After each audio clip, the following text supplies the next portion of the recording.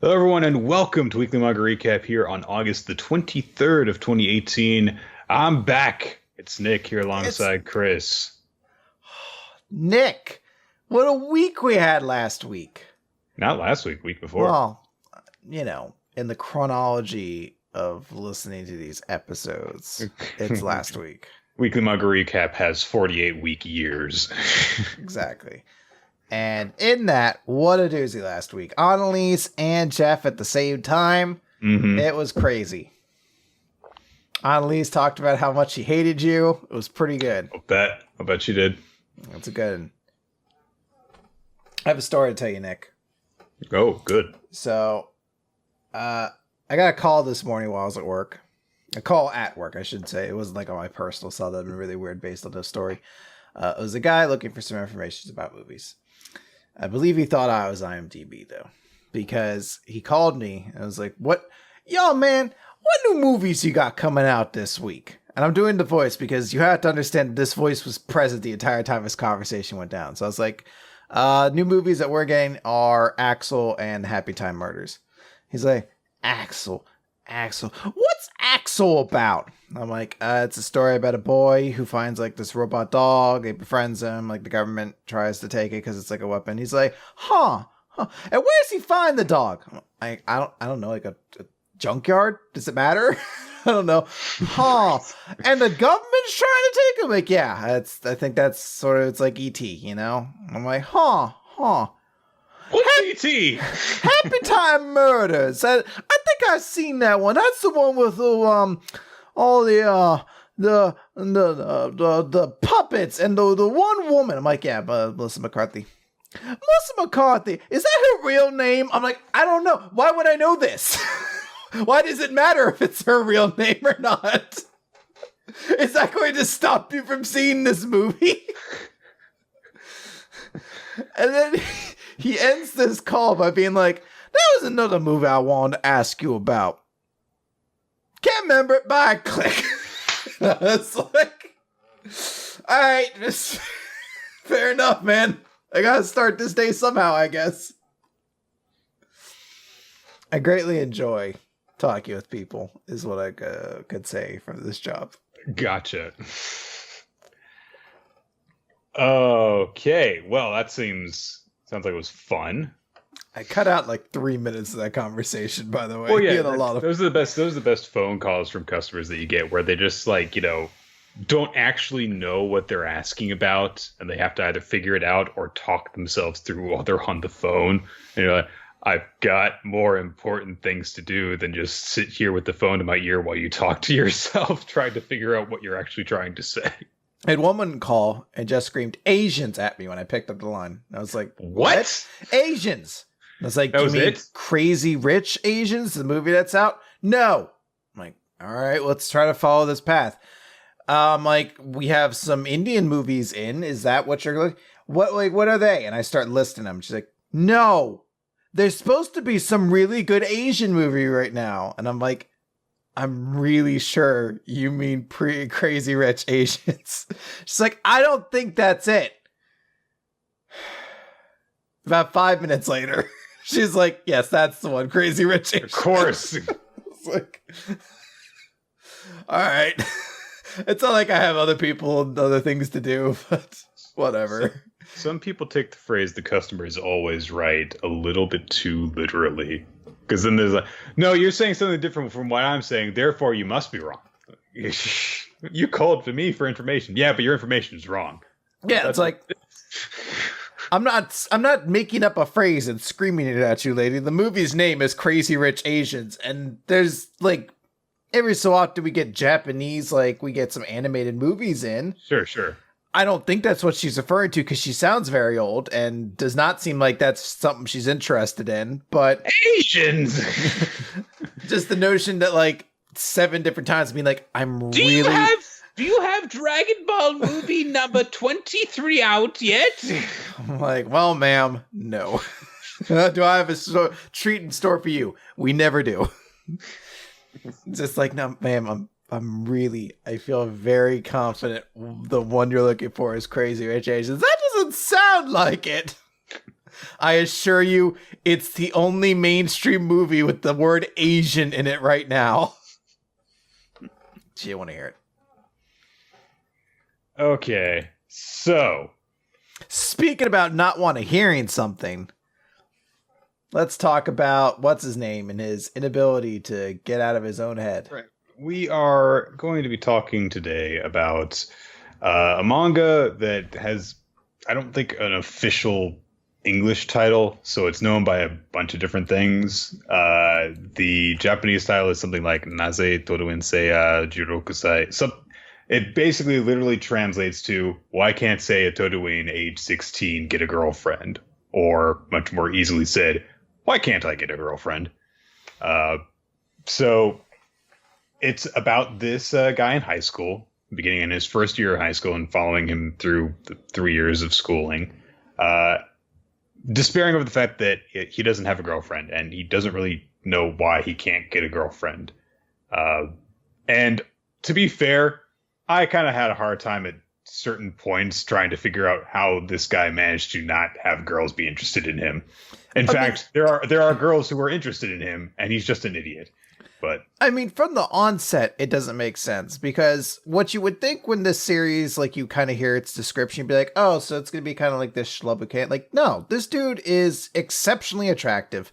He's exceedingly smart. He's one of the smartest kids in his school, in his class at least. And he's filthy fucking rich. Like, just those three factors alone would be somebody. Even if he's nervous as shit, some girl would just be like, hey, do you want to go on a date with me? Like, someone would make that first move at some point. There's an early chapter where he is, it's for a joke, but he's despairing over, it's like, I'm so jealous of those people who have what I don't have. Why are there people who are fortunate enough to have things and there are others who are not? And then it pulls back and he's playing polo on horseback. Like, and I think that they kind of, this guy's wealth seems to fluctuate a little bit during the course of the series. I think that it emphasizes how rich he is a little bit less as time goes on. That's the impression that I got. But even so, even if he were only, comfortably wealthy, he is tall. He is probably would be considered at least moderately attractive. He's very successful in school. He is like the commencement speaker during his sophomore year and might have been for his senior year. I don't think that they actually confirmed that. He's naturally athletically talented. So basically the guy is just so socially awkward that anyone who gets close to him is immediately weirded out. That's the reason why he doesn't get a girlfriend. And then there's all sorts of he's just really bad at dating. Just really bad at reading women and understanding cues and knowing when to shut the fuck up. So that's about it. That's why he can't get a girlfriend. So anyway, moving on to the recap portion of Weekly Manga Review. This is one of the more infuriating series that we've had to read for me. Cringe is the easiest word to describe the series. It's a very cringy series because, I mean, there's a part I think that most people in some fashion can maybe empathize with this guy in a very, very small level of like, this is a guy who's very nervous and he gets shy around girls. But that's it. It stops there because this guy doesn't get a girlfriend most times because he's an asshole. And he does very stupid things. And the series, to even pull away from that and just speak of this on like a strong critical level, the series just stops doing things that would help him get a girlfriend. Like, they established early on, he has a maid. And his maid is his age, is a girl, is very attractive, and likes him a lot. And they make a point of her kind of always being placed in a way that he doesn't seem to have any affection towards. He doesn't even see her as a girl, essentially. Because he always talks to her about all of his problems and stuff like that at the start. And then they get this chapter where she's like, I'm going to take you out on a date. And you think this would be an important thing because it's her trying to be like, hey, I know the guy, the son of the master who I'm caring for, he's having trouble. I'm going to help him come out of his shell. I'm going to help him get these things. That would be like, oh, here's the push forward. He needs to stop being such a fucking weirdo in some of these moments or whatever. And it's just a chapter that he can be like, girl, because he sees her and he's like, she's pretty. And then she disappears. She never fucking matters again. Like she just becomes this this relevant character in his life for one moment and then kind of ceases to exist during every other point when having like another educated opinion around him might have been really important to have. That's the biggest point of frustration, I think, for me for reading this manga was at first it was just like I had a lot of trouble actually finding the guy to be sympathetic and relatable because he has all of these things that should make him a babe magnet. And then you're supposed to believe that he can't get a girlfriend. And I thought that for a while, like, oh, that's the joke.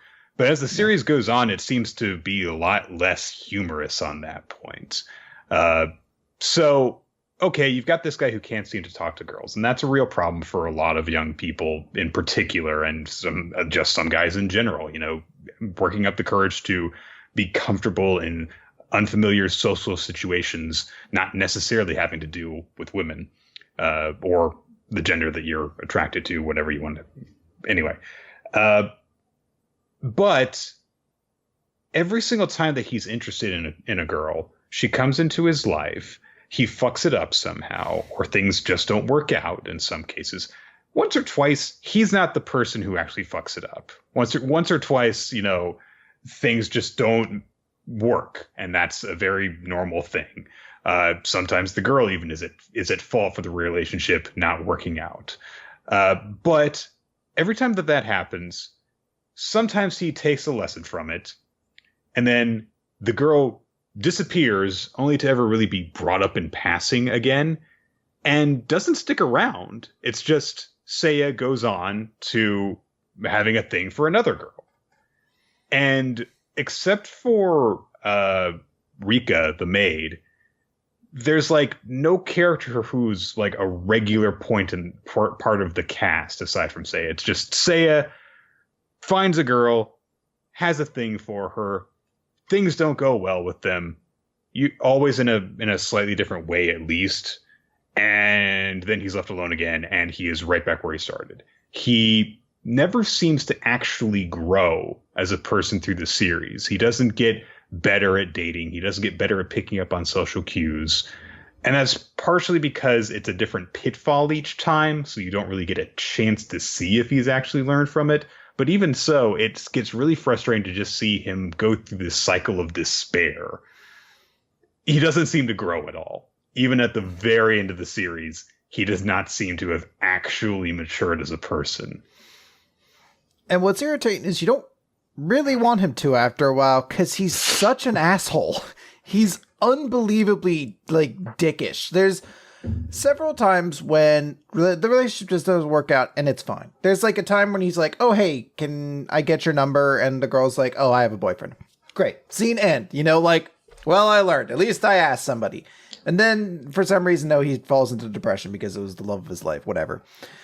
How could I have not? Did I do something wrong? Did I interpret something wrong? Did I interpret what she was saying to me? Was she really not interested in me? Well, apparently not. Maybe you should start to see girls as people as opposed to just objects of your affection. That's the really fucked up thing. The one that I want to point out is I can't remember her name because these girls come in and they're pretty quick and out.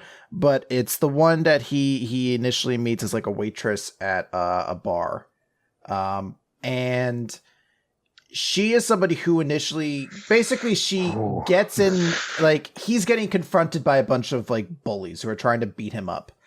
And she interjects and is just like, you guys shouldn't be involved. How dare you do the dirty work for this other girl? This other girl who, by the way, Seiya was actually, like, on a good reason for why he broke up with her. I'll talk about that later. Yeah. Don't ruin that. But he still fucks that up. But it's these guys trying to bully this guy. So this girl shows up and she like puts her arm around him and she's just like, all right, well, if all you guys are going to go through him, you're going to have to go through me too, because people like you piss me off.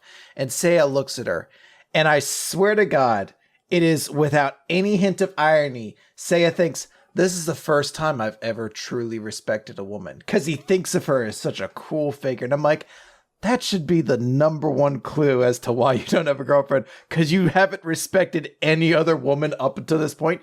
And then that story arc ends with that girl basically like thinking that things have broken up with her and her boyfriend, and kind of like playing a little bit of the confusing field with Seiya, and then realizing that her and her boyfriend still want to like work things out, and Seiya feeling like slighted because she was led on by this, and he sees her kind of crying over these emotions she's having, and he's just like, I respected you, but it turns out you're just weak like me.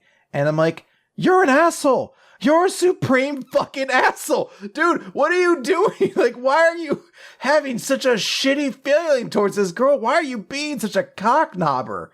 I don't... Like, his grand revelation is that she's not the object I put on a pedestal. She's got human emotions like me. What do you think a fucking relationship is, dude? The one that also strikes me is he meets, I think Hayashi, I think is her name. It's one of the girls, like the one with like the vague twin ponytails from very early on.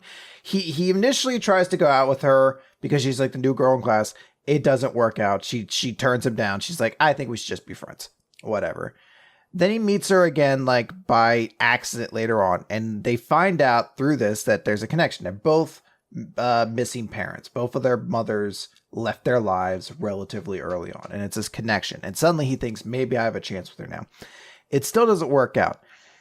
And rather than being like, wow, I found this person, I have this connection to them, I feel close, rather than having like, well, it sucks we're not dating, but at least I saw this person, he's just like, I thought we had something, and then apparently just pushes them out of his life completely. Like, I was like, you didn't think, like, she said several times, I really like being friends with you. I get the whole notion of like the friend zone is this very complicated thing to some people, but it's just the notion of like, you're an asshole if you were just like, we had dead moms, we could have connected, but if you don't want to, then fuck you out of my life. You're like, you're just a shithead now. I don't want to fucking worry about this anymore, man. And the sad thing is that relationship actually has probably the most relatable moment for Seiya to me, because he, has this big like, oh, but we connected so much. And Hayashi says to him, what are you talking about? We haven't really had a big connection. I didn't feel anything like that. I'm sorry.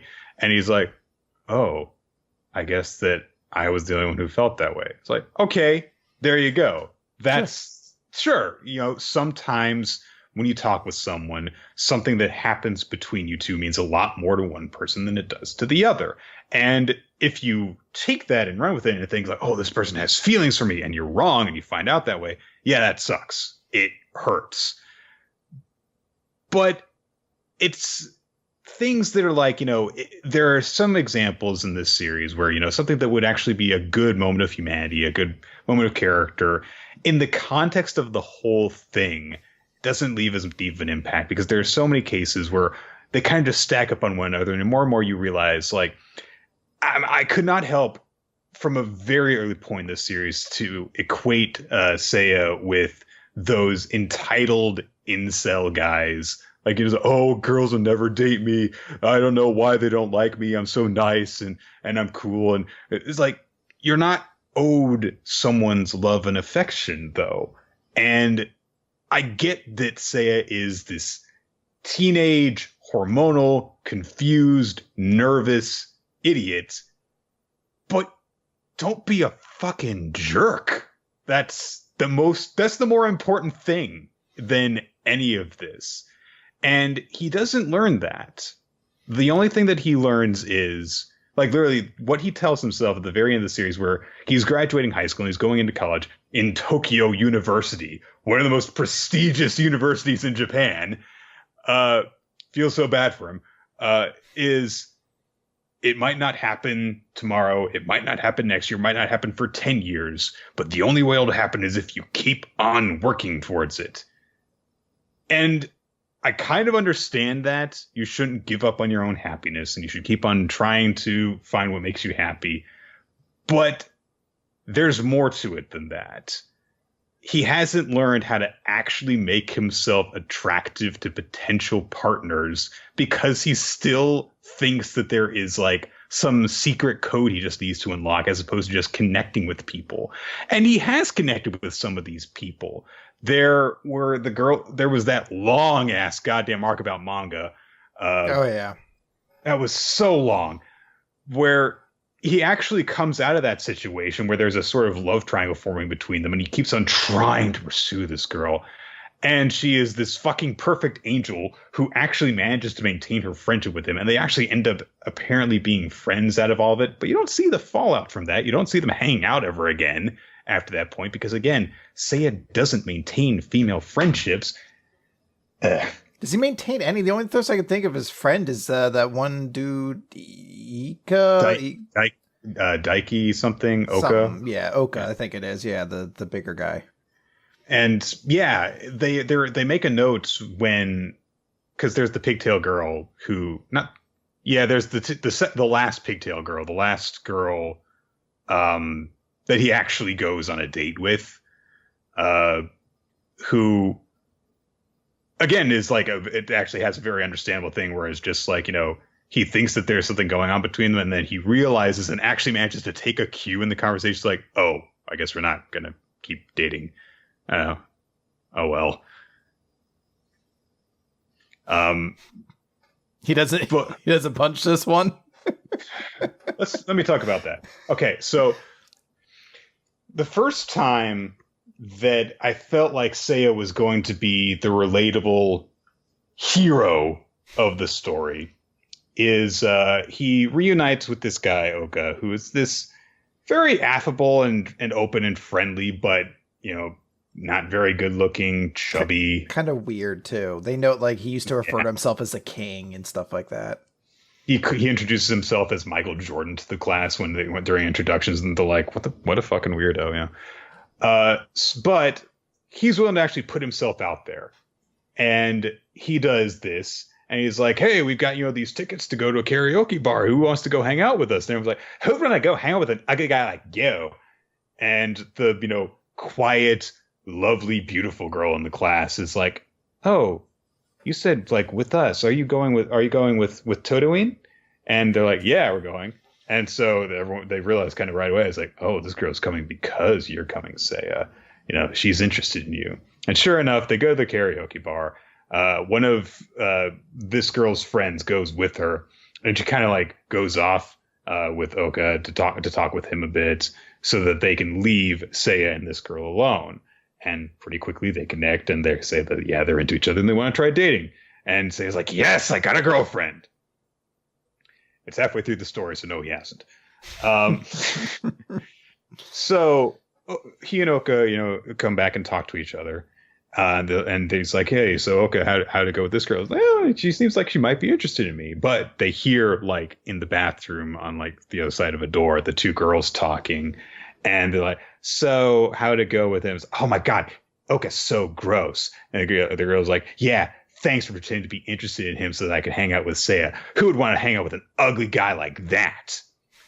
So Oka hears this and is heartbroken, and Seiya realizes, oh, the girl that I'm with is this shallow and awful and mean. She's not this, perfect, quiet girl that I thought she was. So what would be the cool hero thing to do, Chris? Well, he wasn't crazy about Oka to start with.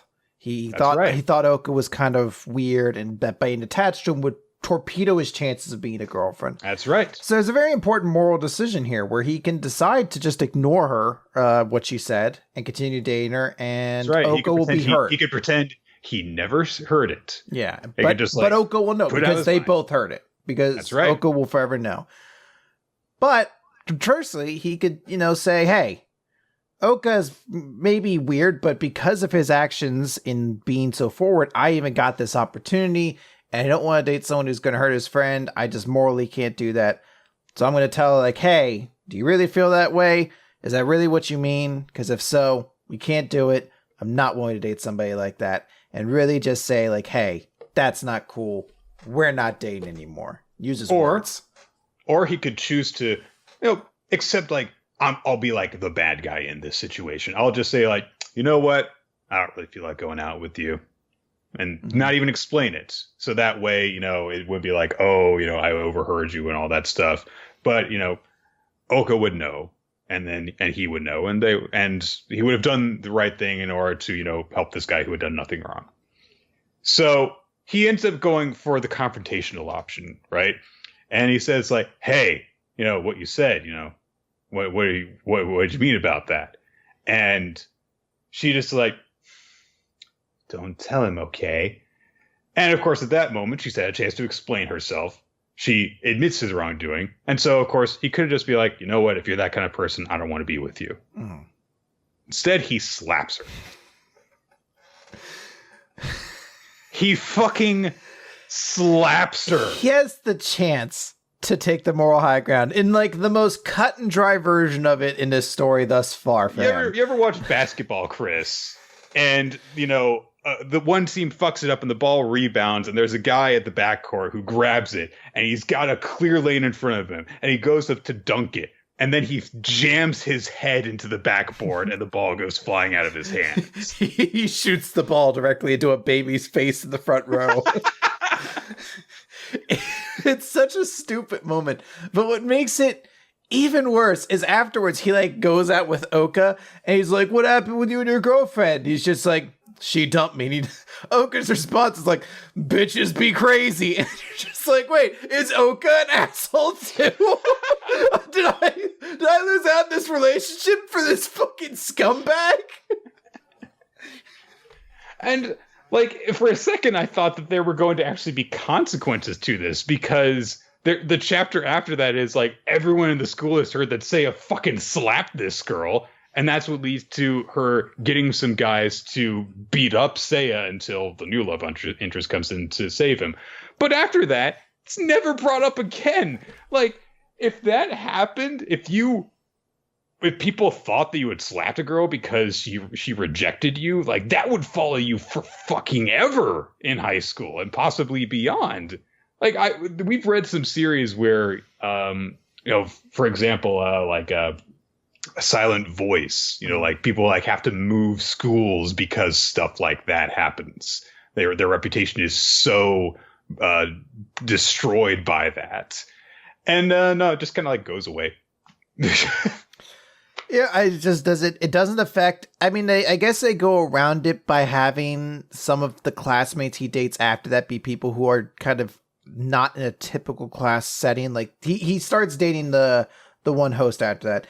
And she seems to have like, she doesn't come to class as often and sort of has a different sort of way of interacting with it. And then she starts dating the manga girl after that. And you're like, maybe she's too shy to really be like, have an ear to the ground for that kind of gossip and stuff like that. But yeah, like it's just, there's no consequences. No girls ever bring that up to like confront him with it or anything like that. It's never irrelevant. He didn't seem to like, he's never seemed to recognize that was the wrong thing to do. He's never like, he's like, my emotions got the best of me and I acted out in anger. It's always just treated like, what a good thing you did there, Seiya. You really stood up for your friend. People misunderstood. I was actually in the right slapping that girl. I'm like, yes, man, I believe that you definitely should have stuck up for your friend there when you found out that she was speaking ill of him behind his back. I just don't think slapping her, he's like, what else could I have done? I don't know, dude. This is a guy who's just full of these sorts of things. He doesn't take no for an answer. The host girl really is the worst one to be, because he starts stalking her after a while, and he initially has this sort of like quasi date with her in a bar, and they're kind of having fun together, and then they're leaving, and her boyfriend comes to pick her. It's the smoothest he's ever been in the whole series, because they're like playing darts together. And she's trying to get him to say something to her, and he's like, no. All right, well, if I manage to hit the target on this one, then you have to tell me what was going on between you and that girl. And she misses. And he's like, oh, thank God. Okay, well, if I make this, then you have to give me your phone number. And he hits the fucking bullseye, and she's like, could have just asked me normally, but okay. It's like, hey, got the girl's number. Yeah. Good job. And then, her boyfriend shows up. Yeah, her boyfriend shows up. So, Nick, you've had this situation happen, and the boyfriend shows up. No, hypothetical. The situation's happened. The boyfriend showed up. What do you do, Nick? Now you're now confronted with the fact that you thought this girl was interested in you, but she actually has a boyfriend and he's right here. How do you respond? Well, I guess that a default kind of shitty way to deal with it, and this is actually Seiya's way of dealing with a lot of his issues, is to go, ah! Just cry. Can we just take a pause to note there was one time he lied about being in a relationship with someone, and when confronted on it, he panicked, ran away, and got hit by a car that solved all of his problems. And then he still fucked it up after that. So many times he's just like, someone goes up and they're just like, I can't do this. Yeah. Someone's like, hey, you two kids. They panic, screaming, running away. And it wouldn't be funny if this dude wasn't such a fucking douchebag all the times. But anytime he's remotely presented with like emotional conflict, his immediate response is to scream and run away. A more mature way to deal with that situation, though. Definitely. That is not how he deals with it. A more mature but still kind of shitty way to deal with it, I guess, would be to acknowledge, well, I was only interested in this girl for sex. I mean dating. So if she is no longer an option, if another man has laid claim to her loins, then I suppose that I will bow to the alpha male in this situation, since he drives a really nice car and is in college and stuff, and I can't compete with that. So I guess I better back out of that. In fact, he's actually taking tips from a dating advice book, which, by the way, is bizarrely on point through the whole series. And I think that that's only because Seiya is so incompetent on his own that even a fucking, how to date women guidebook seems like a genius Bible to him. Because everything... if you ever feel nervous, don't start screaming and run in the opposite direction. So the advice that he has from that point is just like, okay, the girl has a boyfriend, give up. Just back off. Because there's nothing you can do in that situation. The only thing you can hope for is like, maybe if it looks like things are going poorly, maybe you have a chance. If things are going well, though, no. And he immediately just like, hey, we should go out again sometime, just the two of us. He starts screaming it. And then he starts screaming like more stuff about what he thinks the situation is. And you're like, why do you only get the fucking nut to do this stuff when it is the worst fucking thing you could possibly... It's like he asks her later. He asks her immediately in the situation in front of her boyfriend. Like, only when things go poorly does he get the adrenaline pumping and the urge to do something bold and desperate. And I understand that that's kind of the point. That's, that's the heart pumping fight or flight going on. That's the only thing that can actually get him to overcome his natural nerves and shyness and awkwardness. Well, no, it doesn't overcome his awkwardness. It just kind of switches it from awkward silence to awkward talking too loudly and saying all the wrong things. And it gets worse from there with that girl because he keeps on bothering her. Yeah, he refuses to take no for an answer. He stalks her to the house. There's a scene that almost indicates that he watches them have sex. He at least watches them, like, the silhouettes of them join together and then, like, turns away like, oh! Like, it's not me! And you're like, fuck this guy. Because this is the one that ends with him being like, I thought I really respected you, but it turns out you're just a normal human like me. And that's when I'm done with you. Discard you to the trash. Like, she breaks up with her boyfriend at one point, and Seiya is immediately like, yeah. Me have chance now? And she's like, me make sex? Yeah, okay, let's give it a try. And they go out, and they have a nice time, and then he's like, things are growing great. And he happens to pass by them in the park, and they're together again. And he's immediately like, ah! And she has to chase after him. I forgot she had to go after him. To explain, like, and, she actually really opens up, and it's like, I don't know. I thought that I wasn't sure if you actually, like, were really connecting with me. And then he said he wanted to get back together, and I'm sorry. And it was like, she did actually something that was kind of wrong to him, but still, Sei is just such an entitled asshole that, yeah, he has the wrong reaction to it. It's like, how does this guy have the composure to be like one of the best kids in school, and he has no ability to maturely have a conversation? Like, I assume he can't have any conversation. Like, if he gets to the drive-through window, God forbid if it's a girl, and like, what would you like, sir? And he's just like, your boobs. Yeah. Screams, drives away. Like, how does he function at all in society? Like, he's constantly just being the worst at every, like, social interaction he has. And look, this could be, as you said, it started off kind of like a comedy. It drops out about halfway through. It doesn't, not even halfway through, like 6 chapters in. I don't think I can remember a single, like, real joke, per se, in the series beyond, like, characters just interacting with each other. So when it drops that, it just becomes a more, like, sort of dramatic telling of this story. And we've seen something like this with Komi-sen Can't Communicate, which was a lot more like, oh, wow, it's really kind of sad that this girl can't express her feelings and thoughts at all. She's really shy. As opposed to this guy. Can you imagine if Komi-san Can't Communicate were about, like, Komi-san is like, I have a lot of trouble talking to guys, and God, I just want dick, and I can't talk to guys to let them know how much I want their dick. It's like, maybe they dodge it for a bit because he doesn't actually think of the character sexually for the most part for a while. Again, the hostess is the one where, of course, it drops because he thinks like, man, it'd be great to have an adult body like that or whatever. It's some gross shit. He imagined her because she's walking in front of him. He imagines her naked. He's like, oh, stop. I don't want you to... It's just a fucking horn dog like that.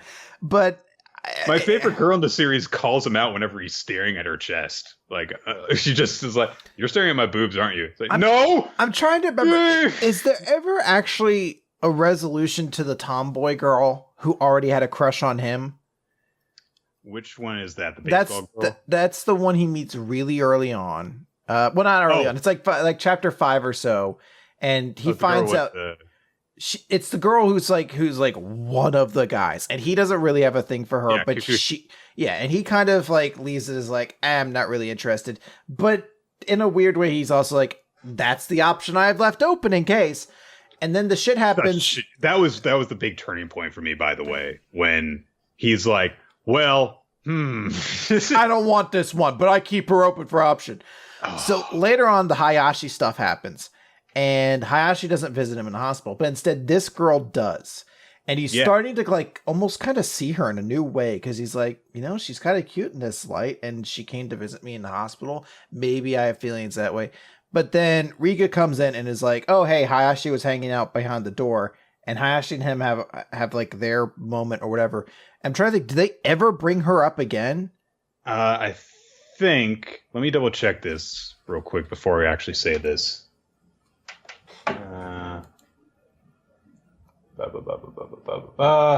Load the page, come on. Because I'm pretty sure she's the last girl.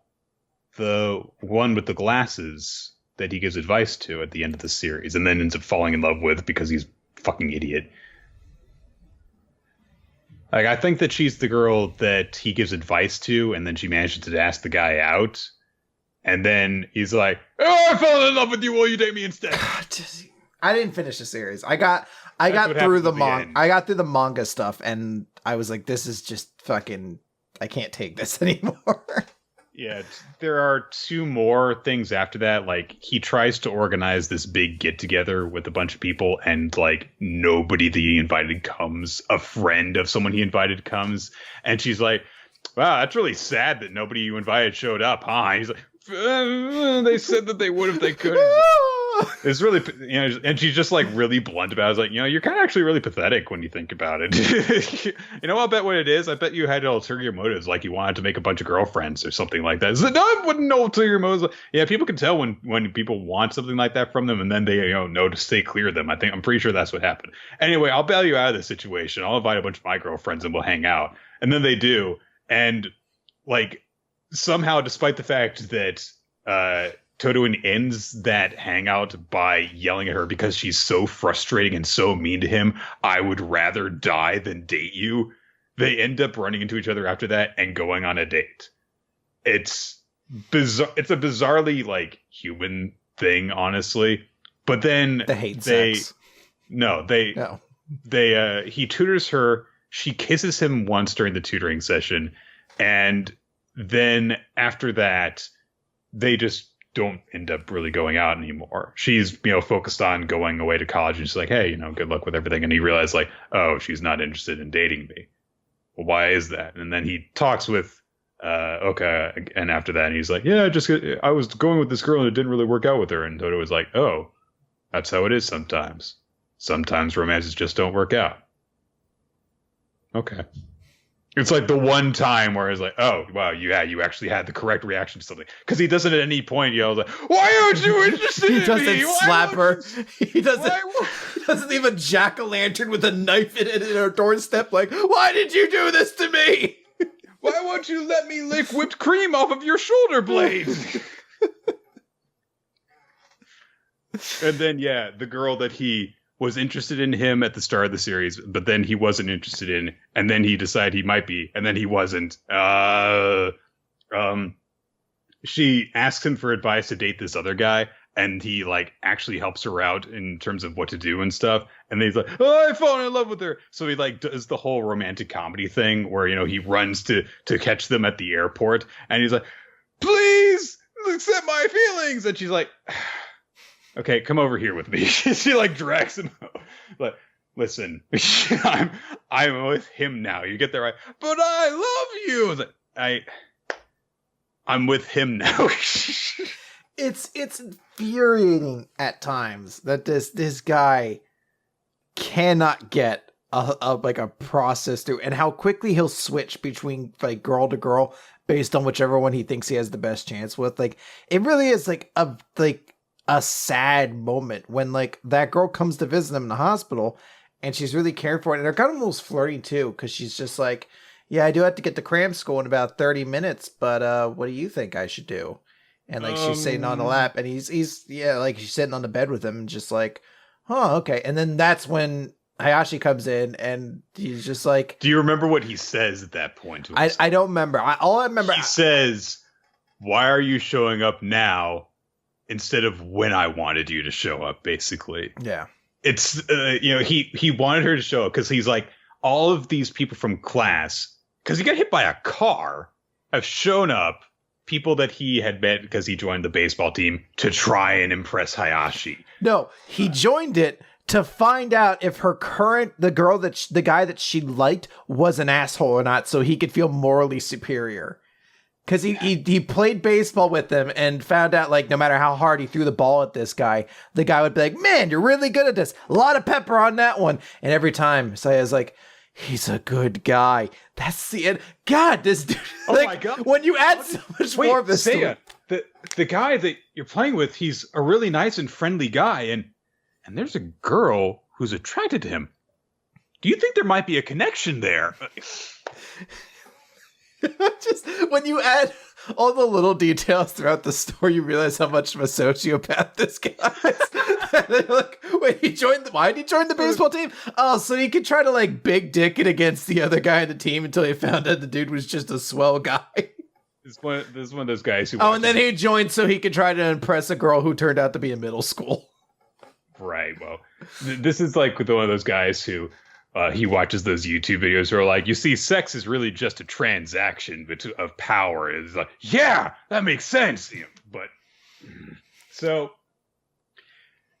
he stays on the baseball team after that because like, well, maybe Hayashi will walk by and she'll see me and think that I look cool too. And after he tells this middle schooler for some reason that Hayashi is his girlfriend, he doesn't even know why. He just says it in the moment. And he doesn't know why am I saying this? In fairness to him, he still does it, but at least he's like, why am I trying to impress this middle school kid? So when then you say it like that, it sounds so much worse too. I didn't realize. Well, Like, do you remember where back when we did Watamote, and she would try to impress her younger cousin by cheating at basically Yu-Gi-Oh at the against like elementary school kids, and she thought that she was impressing her, and her cousin was just like, "Oh God, this is so sad." it's one of those things, like when you say it out loud, you're like, "Oh God, you made that lie to impress a middle school." So Hayashi shows up at baseball practice, and Todoin's like, oh, and then the middle school's like, "Oh, hey, senpai, is that the girl who you said is your girlfriend?" And he's like, ah! Runs in the street. Boom. This series is 1,000 times funnier if you just imagine every time he's confronted in conflict, he screams in a high-pitched tone and runs away. Like, that would be the brilliant comedy this series should be. So he gets hit by the car, and he's like, "Oh, okay." And he's like miserable because he thinks that his life has been ruined. Not because his life passes. His life passes before his eyes during it. He was hit by a car. But it's exclusively all the women he's tried to date and failed. Rejecting him for one reason or another. I wish you could like put together a collage. She's like, why did these relationships work out? And it's just the sequences of him next to girls before going, ah! Running away. So it's like him in a supermarket. He like drops his watermelon, screams, and runs away. It's like him driving in a car with a girl and then opening the door while it's running and screaming and running out. That's how he ends up in the good place.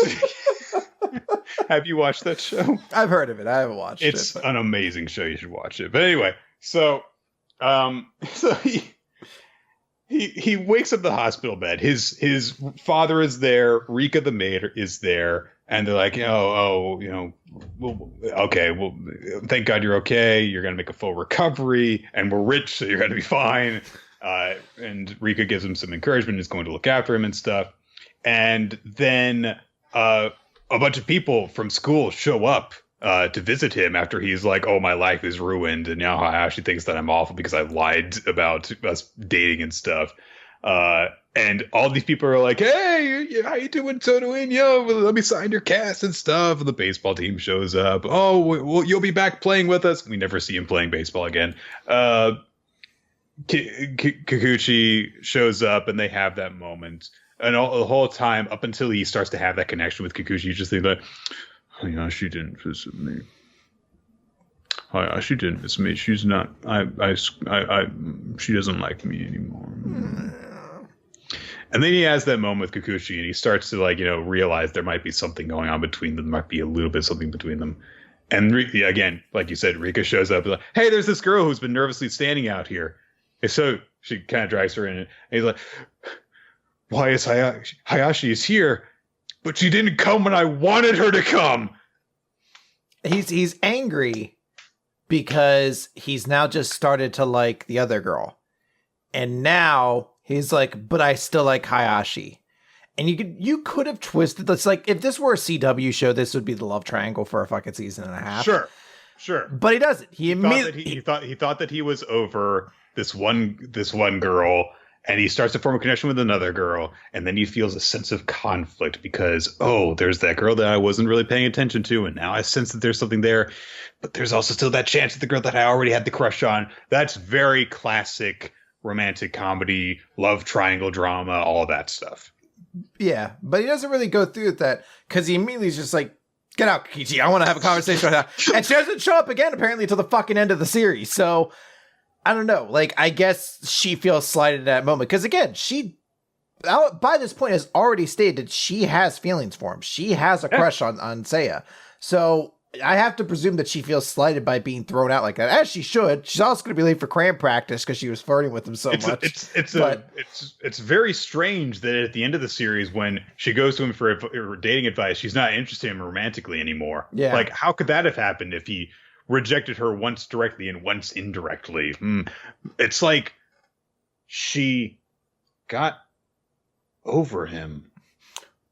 She's learned that he's an asshole. she's learned and is trying to learn from that mistake so that the next time she has a crush on a guy, she could actually pursue it successfully. And again, That's a bold strategy. If this were specifically a comedy to laugh at this guy's mishaps, and you played up how he's not actually all that sympathetic because despite having an unsuccessful dating life, he has all these wonderful things surrounding him, then this could have worked. But it's not effective drama or tragedy because he's not a likable guy.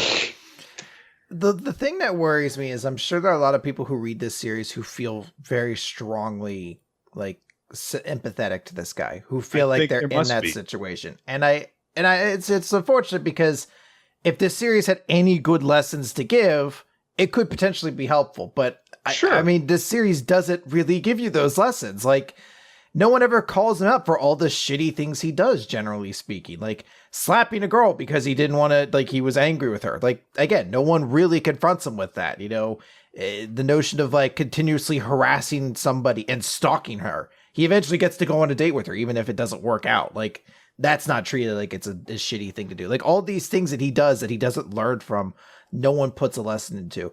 And it's one of those things I keep going back and thinking about Good Ending, which we read several years ago. Yeah. But I was like, that was a series that also dealt with like a kid in high school with a lot of conflicting feelings, but actually like showed him like, here's how you have a mature relationship. Here's how you like try to do something. It doesn't always work out. And there's problems and you make mistakes, but it's about like learning from them. And this one, it's just, it's nothing. It's about this guy trying to get with the girl. It doesn't work out. And he fucking spirals into a depression and blames everybody in the world. And then it doesn't go anywhere. Like, it's not an uplifting story. It's not an admirable story. As you said it doesn't really change that much by the end, if at all. So like, I don't know. This is one more infuriating series to read because he's just such an unlikable person. Like, and it's maybe hard to realize how fucking shitty he is until you start really piecing all the points together like we did during this. And you're just like, fuck, this dude's a sociopath. I mean, he is. Yeah. So I think that's going to do it. Cannot recommend this series, unfortunately. So, this is my favorite. I think this is my favorite we already had. All right. You know what? If it was the series of him screaming and running away from people all the time, then it might have been, because that shit's so hysterical in the moment. More of him refusing to take the bizarrely sage advice of the dating handbook, less of him just stalking women. Yeah, and then when he's confronted with it, he immediately screams and gets hit by large vehicles or large objects. Like, next time a piano falls on him, and next time an elephant steps on him. I've had a much better time in this series of, like, he went after a girl, ran away heartbroken, ran to the street and got hit by a car, came back in the cast with a crutch. Well, I'm going to set my heart on a girl, and this time things are going to work out. Runs into the street, comes with a wheelchair. Well, this time I'm gonna say, I mean, this could have worked, but it didn't. Because I'm trying to even think, does she ever even call him out on the fact that that he made up that? Yeah, that's another thing. It's another situation where he doesn't get called out on the fact that he did a shitty thing. Like, she goes to visit in the hospital and she's like, I think maybe I do have something. He thinks about trying to address the situation. Like, what do I say to her? Do I say, like, he think in the moment, before he runs to the street, he thinks, like, what can I say in the situation? He runs away screaming. Should I say, I was just joking? No, she would never believe that. Should I say, imagine, like, the Terminator options come up and he goes with run away like an infant. Scream and flail away. All right, we've got a lot of manga to talk about, so we should move on, I guess. All right, let's start the recap portion of Weekly Manga Recap with My Hero Academia, number 194, Cold Skies over UA High. Last time, Deku received a vision through One For All, including from the progenitor, One For All, and who directly addressed him at the end of the vision. And so Deku goes out jogging very early in the morning because he hasn't been able to sleep since he woke up from the vision dream. In fact, we actually see a brief little moment where Aoyama in a nightcap is very angry with him for keeping him awake with his, I don't know. Wow, what a weird vision from One for All that I got. That was crazy. I do like that Aoyama brings up the cheese again, though. It was like, you didn't have enough cheese. That's why you were away. Anyway, so Deku's had this vision. Later on, he goes to have a conversation with All Might, with Toshinori. And they talk about this. And All Might says that after I received these memories, these visions, my predecessor taught me about the vestiges. And without them, I wouldn't have been able to actually explain to you the origin story. That's how I learned about them. And Deku says that he started talking to me about being at only 20% and about the singularity.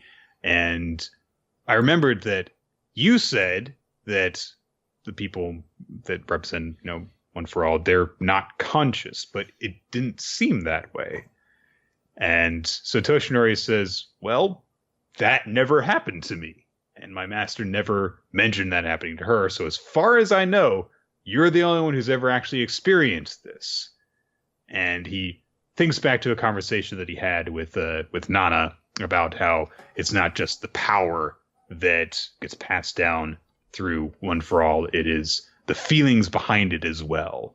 The feelings of all the users along the way get recorded in memory as part of the power. And Nana said when Toshinori was like, oh, that sounds kind of occult, she said, oh, I'd say it sounds romantic. So even if I die one of these days, we can always meet again within One for All. That's romantic, right? So I read this and I was like, were they interested in each other romantically? Because she had a kid. I thought that was supposed to be the implication. Like, he definitely seemed like he was kind of pining for something, like a lost romance when he thought about her.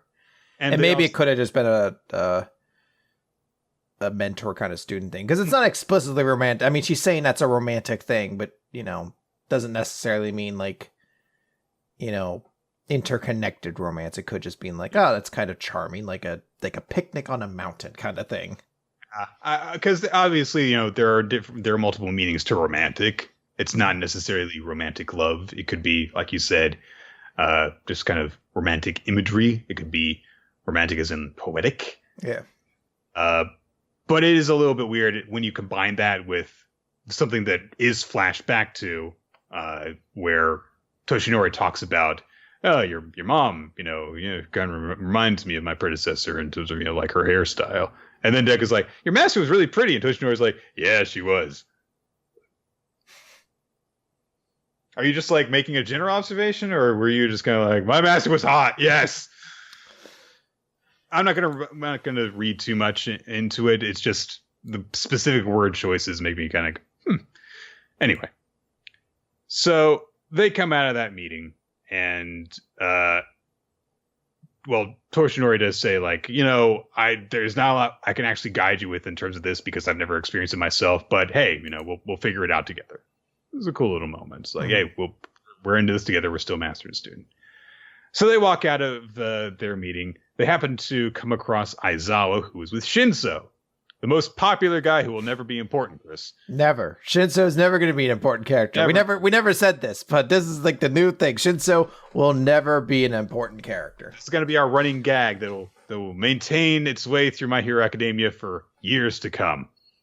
So Deku obviously notices them. It's, oh, hey, you.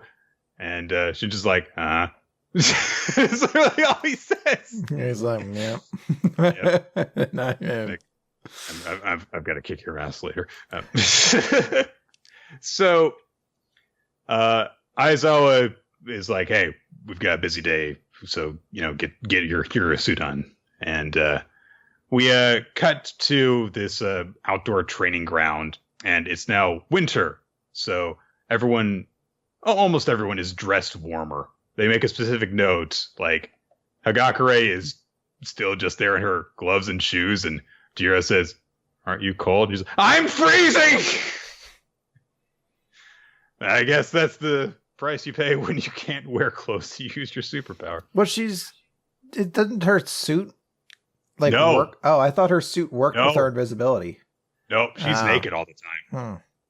She Fair really should. She probably should see if she can get a camouflage suit, but nope.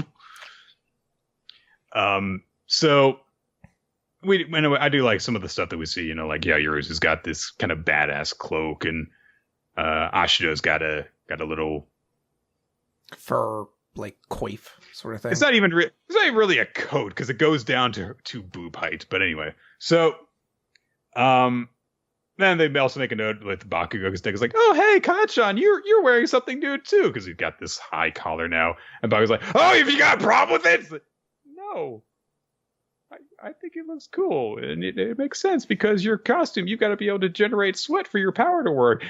And Bakugo, okay, there's chewing the scenery. And then there's chewing other people's word bubbles. I don't know how they could possibly capture that in the anime. Because it's such a great visual that he's literally biting the word bubble to be like, "I don't want you to breathe here." The fuck, dude? People make a note because Deku's got more upgrades on his suit because he's got the gloves now. And Deku's like, "Yeah, and Hatsume did a good job. Yeah, it's great." And Uraraka just remembers Hatsume getting really handsy and touchy with Deku, and she's like, "Yeah, get out of my head!" Literally beating her helmet against her hands. Then we get. Honestly, I was pretty surprised to see this. Class 1B is there. And I don't know if I can remember seeing so many of them in hero costume before. So there's a lot of people here that I do not recognize for the life of me. It's going to be a big old trivia page that Nick would fail. Like, what are these people's names? And I could name two of them. There's Monoma, and then there's Tetsu. Kenda's not on the page. I was going to say, I know her, and I think we've seen the guy with the bell head in the background before. He looks like a fucking Kingdom Hearts villain. Yeah. But yeah, none of the rest of them would I be able to "Oh yeah, I know who they are and what their power is." Monoma makes this big dramatic, ominous speech like, "Too bad for you, the tides are rolling our way now. Today we settle this rivalry." And some of the people are like, "Yeah!" And then all of the girls on the page are just like, "God damn it, Monoma." Fucking embarrassment. And he has a survey in his hand with the simplest bar chart you've ever seen. And he says, "Look, this is a survey I took at the Culture Festival asking which people preferred Class A's dinky concert or Class B's ultra high quality theatrical production. We won by 2 entire votes." And I love that the survey says which class performance at the Culture Festival was better. Performed by me. A very neutral third party performed the survey. And apparently Kirishima is really upset about this. I just remembered something from my childhood, which is a very odd scene. Okay. One of my classmates was angry with one of my friends was angry about another classmate of ours. So one day while we were watching a movie, he got out of his desk and crawled along on the ground to poll people as to their feelings of this other person he was angry about. He's like, "Do you greatly dislike him, mildly dislike him, feel neutral, greatly like him, or greatly like him?" And I just remember "Why are you crawling along the ground doing this survey?" He just tapped people "Which one of these 5 do you think?" Just so he could pull and feel vindicated by feeling like this other guy was an asshole. Did you ever see the results of this? I'm pretty sure most people were more favorable towards the other guy because it was such a weird thing to do.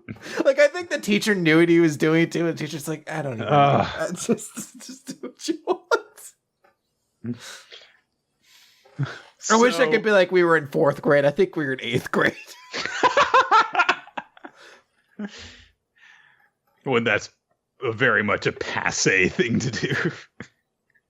So Monoma goes on for a while until Aizawa decides to strangle him with his bandages. Okay. And they, along with the Blood King, say that they also have a special guest joining them. And it's Hitoshi Shinso from Class C of General Studies, hoping to transfer to the hero course. What? But he's not an important character, though, Chris. Shinso's never going to be an important character. What are you talking about?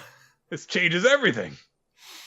I mean, I'm super excited for this. I like Shinso as a character. I'm glad to see him in here. I mean, to see is like kind of like a natural thing for the character. And plus, this should be an interesting little arc. It looks like, I guess it's going to be like some battle royale or something like that. Some competition between the two classes. Which would be good because we get to see a lot of the characters of Class 1A that we haven't seen get to do anything in a while. Like actually in like a superhero kind of combat way. So, okay, I'm digging it. Also, he's got this very... It looks like a steam engine wrapped around his mouth, almost. I assume some sort of amplifier for his voice, because that was the thing, right? If he, Hi! Yeah. Can you guys say something? If you heard his voice, you became controlled by him, right? If you reply to his... If you say something in response to him, then yeah. Gotcha. Okay, with that one done, let's move on to Food Wars. Shokugeki no Soma. God, I'm okay. Now I remember what happened to Food Wars this week. It was one of those moments where I was like, "What happened?" Oh, actually, a lot happened this week. Chapter 275. That way is more fun. Aaron is still passed out. Soma presented a deep fried pork cutlet for his competition against Suzuki. And it caused Megami to turn into a Gyaru. She suddenly became tan and blonde, and for some reason. So I present this, and Megami's like, Soma, he's presenting the same dish as you. And someone's like, yeah, there's no way I'm going to let that slide. Excuse me, that's my line, I'll have you know, the go on dig in. It's like, you just used Link's line, though. So, of course, he handles that in a very Soma way. And someone's like, so you do that perfect trace stuff just like me, Misaka. And Suzuki's like, what the fuck are you talking about? The knife I wield chose this dish, which just so happens to be the one you picked. That's all. But of course, mine's a little bit different. It's so delicious you could say it's out of this world. Yours, well, it's not even trying to be more than a pork cutlet. Go on, taste it and see. And Soma tastes it, and scene change. He transcended to the 5th reality off that bite. He's actually transformed into Dojima, and they're having this conversation. It's a good cutlet.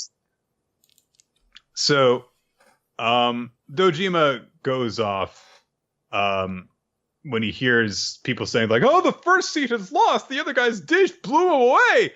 And they go looking for Soma, and they arrive in the kitchen, and Soma is head first in the trash can. I do like that, like the visual of him in the trash can, like legs kicking out. Like, I like to think that his own, like, he didn't get thrown in there by Asi, whatever his name is right now. He just threw himself into it after tasting the food. He's like, this is so good. And then just throws himself in the trash can, kicks his legs out. We get a flashback to explain that when Megami and Soma tasted it, it was like being crushed under an avalanche of pure umami goodness. Because the sauce that he put on it was really good. The chantilly sauce. Light, airy, similar to whipped cream in texture. It's so good. And basically, Suzuki's like, we made the same dish. But my sauce takes things one step further. It does not disturb the... It's better. He did Azon's thing, basically. I'll take it one step further, you know. So,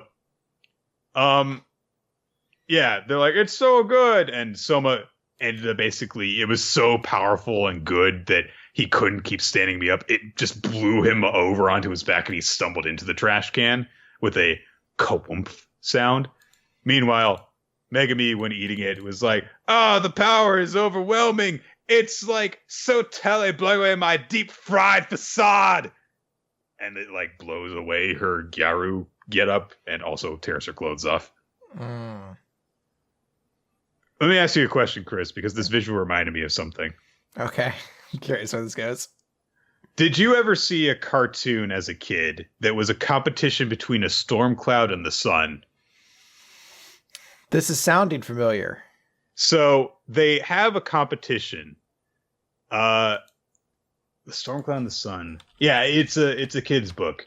Basically, the storm cloud is this big bully, and he thinks that he can force anything to happen by, just blowing on it really, really obnoxiously.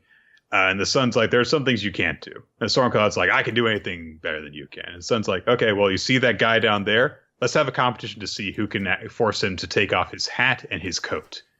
And the storm cloud's like, okay. And he just goes, tries to blow. The guy's head keeps on getting knocked off, and he keeps on chasing after it and grabbing it. He's grabbing around himself and to make sure that he stays upright. And eventually the storm cloud's like, oh, I can't blow his jacket off. And the sun cloud's like, yeah, okay, watch this. And he just gets closer and closer and closer. And the guy's like, it's really hot out here. And he takes off his hat and his coat because it's so hot. And so the sun quietly persuades him forcefully. It's like, it's less of a message that, like, because the sun was like, well, I'll just make it so it's impossible for him to stay. It's like, he's like, man, it's so nice that I don't need this coat and hat anymore. He's like, oh, man, it's getting really hot.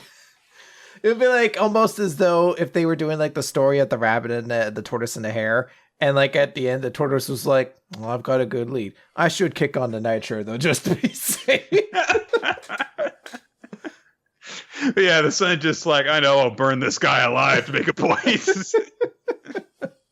How very biblical of you.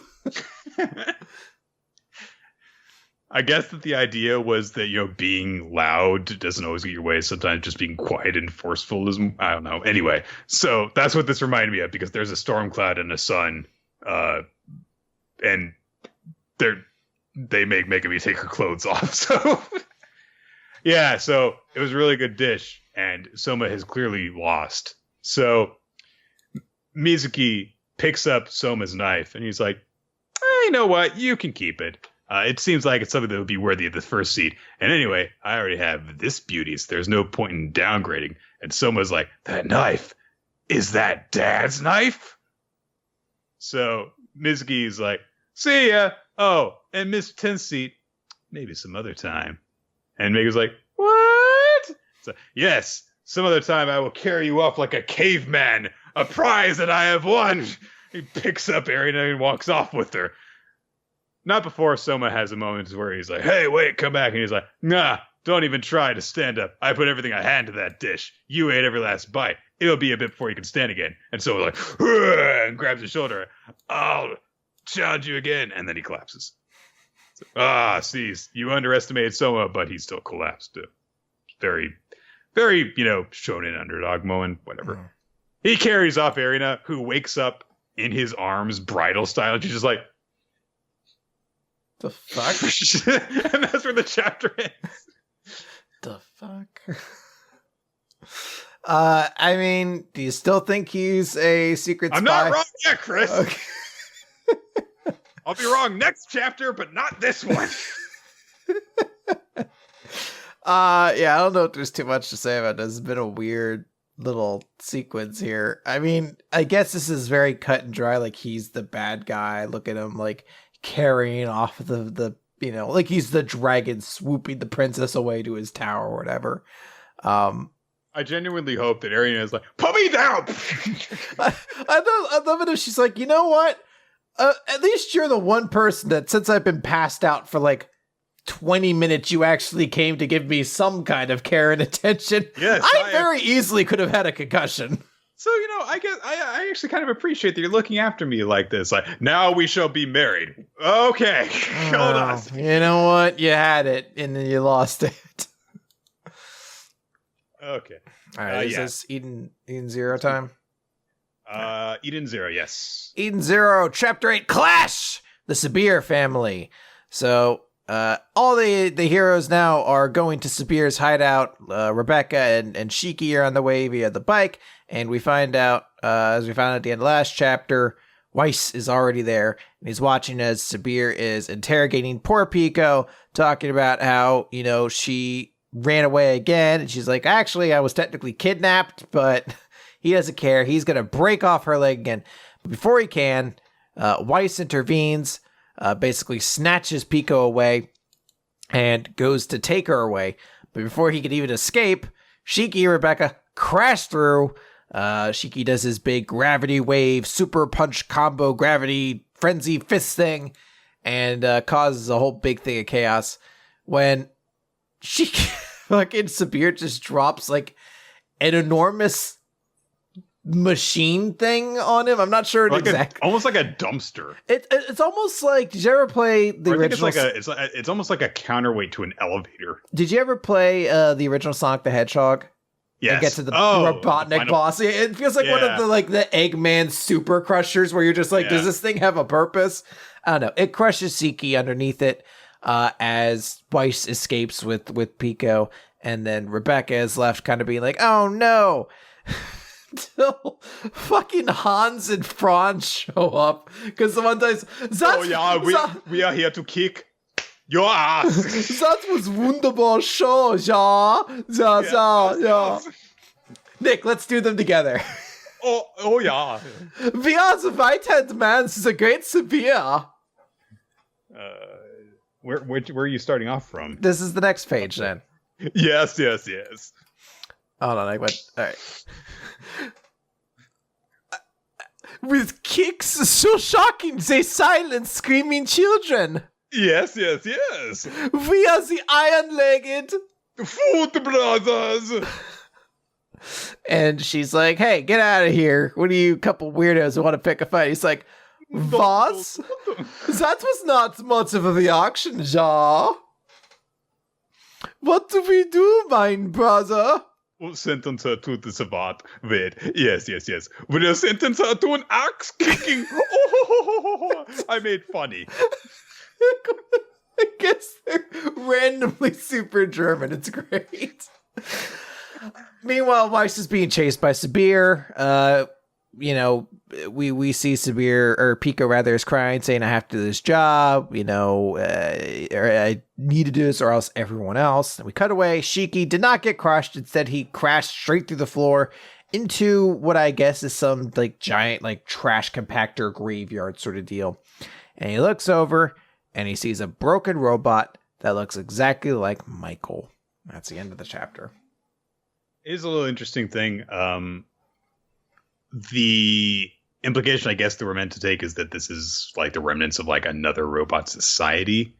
With the time travel stuff, it also makes things kind of weird because you're like, oh, could this also actually be Michael? Because maybe somehow from a different point in time it got transported here. I don't think that's the case. I mean, didn't they note that the robots on Grand Bell were not actually they were kind of all trash robots or something like that? They were they were approaching the end of their life. Yeah, I can't remember if they were supposed to be if they were supposed to be trash robots entirely. I don't know. Yeah. It is interesting to see this link suddenly pop up here, and it might imply that there are other worlds where they would pop up as well. Mm-hmm. Okay. Yeah, it's all right, chapter, but yeah, random. I made the exact same connection you just well, why are there Hans and Franz? It's such a weird thing, but I love it. All right, what are we talking about? Boruto. Fuck. We'll try and get through this quickly. Number 26, a present. So we get a little bit of a flashback from Kawaki's perspective. By the way, before we get into this, I want to make a note real quick. Whoever the hell working at Viz decided to include the description of this issue of Jump, Kawaki is a marked man. Shame on you. Because he's got tattoos. He's a marked man. Oh, God. So we get a flashback from his perspective to, when he was, a kid Jigen, telling her, "We will be father and son, and I shall give you a very special present." Whatever. He wakes up from this in a hospital bed in Konoha. He's surrounded by Konohamaru and Naruto and Shikamaru, and Naruto's like, "It's okay, you're safe here." He immediately tries to leave through the window. And Shikamaru does a pretty badass thing where he just like grabs him with his shadow jutsu. Like, nope, we're gonna talk with you. You're safe here, but we're gonna get some information out of you. And Kawaki basically refuses to talk about stuff. He learns that Naruto, of course, is the Hokage. Naruto makes the note, "Yeah, I don't really look it, do I?" I'm thinking like, have you seen some of the leaders from the other villages lately, Naruto? You look outright dignified compared to half of them. Fucking Chojuro representing the village of the mist. You're fine. It's because you're blonde. Jeez. And in fact, we actually cut over to a meeting of the Kages who are watching stuff going on a video screen, and they're going over stuff. Naruto is in attendance there at the same time because Hikage Bunshins all the fucking time. And Chojuro proves that he's still a fucking idiot because he's like, "How will you fulfill your day-to-day duties?" And Naruto's like, "With shadow clones." Katasuke has to point out, like, this is live footage. We're actually watching this live right now. That's his shadow clone there. He's not a smart kid. I don't know. Maybe that wasn't part of the programming they taught the kids. So, like, here's all the important jutsus and, like, information you should know about the world. Because someone's brought it up in the chat. How does no one know who Naruto is? He's literally, like, living Jesus in that world. I don't think we ever learned anything about Chojuro except he wanted to be part of the 7 sword assassins of the mist thing, and he had a sword from them. And the Mizukage kept him around because she was into younger guys. That's all I remember.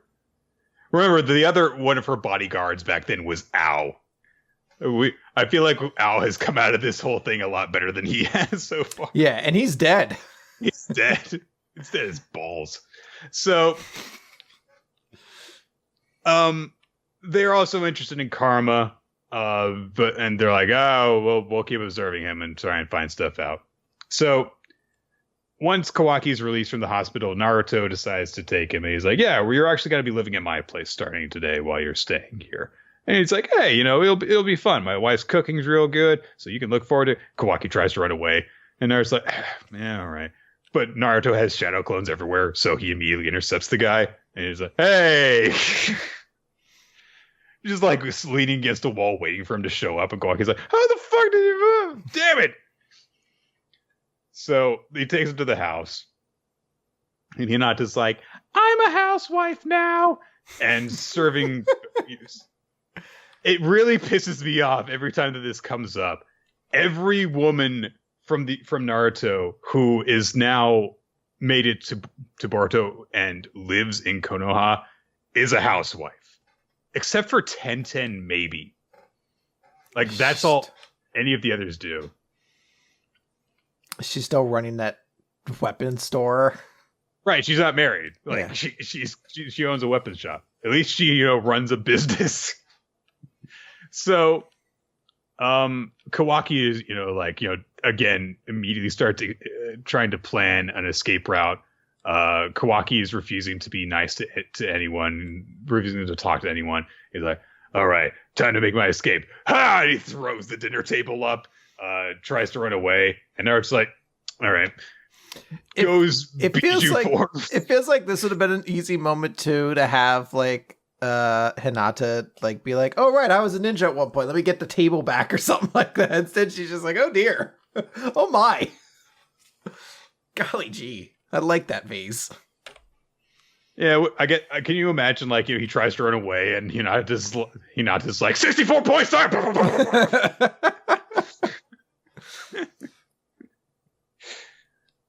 But instead, Naruto just like goes tailed beast form, glowing with a fiery aura, and is like, "Hey, dick basket." Kawaki realizes, oh, he's really strong. I can't possibly hope to escape from him. I guess I'll stick around. Then Boruto shows up at home, and he's like, hey, what's this guy doing here? That guy is the Hokage's son, huh? Okay. And Boruto acts like Boruto for a bit. He realizes that Himawari's vase was broken when the guy flipped the table over. So he gets really upset with Kawaki and grabs him by the collar and he's like, hey, you know what? That's no ordinary vase. Himawari made it and gave it to mom for her birthday. Himawari's like, my vase I made is broken. And Kawaki's like, sorry. And they're both upset with each other. And that's the end of the chapter.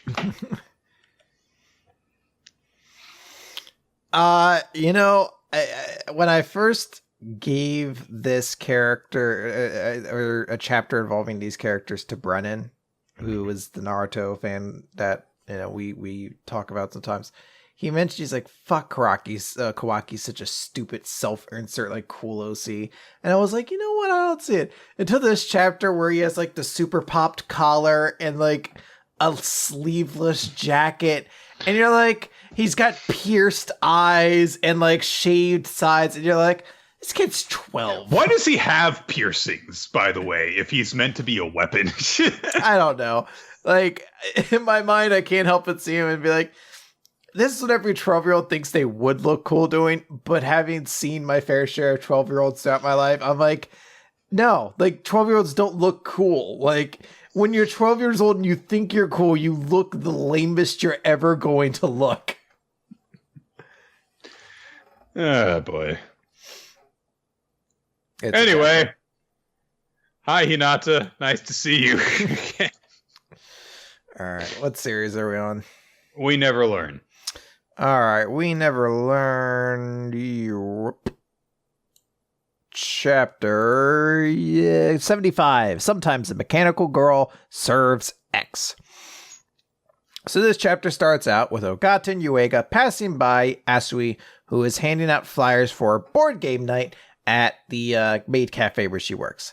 And Ogata's really excited because there's this thing on it that says, like, if you beat a maid, you get a meal item for free, but there's also special prizes being given out. And she notes, like, an Agricola World Championship deck, first generation edition of the award-winning Hare and Tortoise. These are super rare treasures in Japan. And I had completely forgotten about this, that this was like her gimmick very early on, that she wanted to become like better at understanding people so she could win at games. And that's the thing that kind of goes in here. So you can see where this is going. They're like, hey, if anyone helped out, we'd be happy to give it as a gift. So boom, Ogata is in the maid costume this chapter. And she even has the moments where she's like, this skirt's really drafty and the bodice is too tight. Do I look weird? And Yuiga's like, no, of course you don't. And she keeps chasing him. She's like, why are you running away? Take a real good look. And of course he runs away. And of course, Ogata is the super popular one at this event because she's a big boobed glasses wearing waitress and she fills a lot of fetishes in that way. So there's a big line for her table. And I do like Yuiga, who's just like, do you think this deal is a good idea? Like, if someone gets free food if they win? And he's just like, don't you worry. We calculated the probability. As long as it's only like 1 in 5, we should be fine. And then they look over and they're like, Ogata's losing every fucking match she's in. 42 in a row. And he's just like, we're ruined. Everything we worked for. So Yuiga tries to step in and be like, oh, this table's closed. But before he can, Asui steps in and is like, how about if I help? How about we play like a multiplayer game and I'll play too? Because she's like, the customers need to be happy. So she's playing and we kind of get the impression, I think, at least I think the audience is supposed to, that Asui is lucky. Wink, wink. She's definitely rolling really well. It's really helping her out there. And, She's getting ahead on this, and she sees one play that Ogata's doing, and Yuiga's like, wow, what a really good move. And she's like, yes, thanks. But she is really kind of like overthinking everything. Anyway, it turns out she wins. And, at first the guys are bummed, but then they're like, wow, she's so adorable in her victory because she's like crying. He's like, I never won like this before.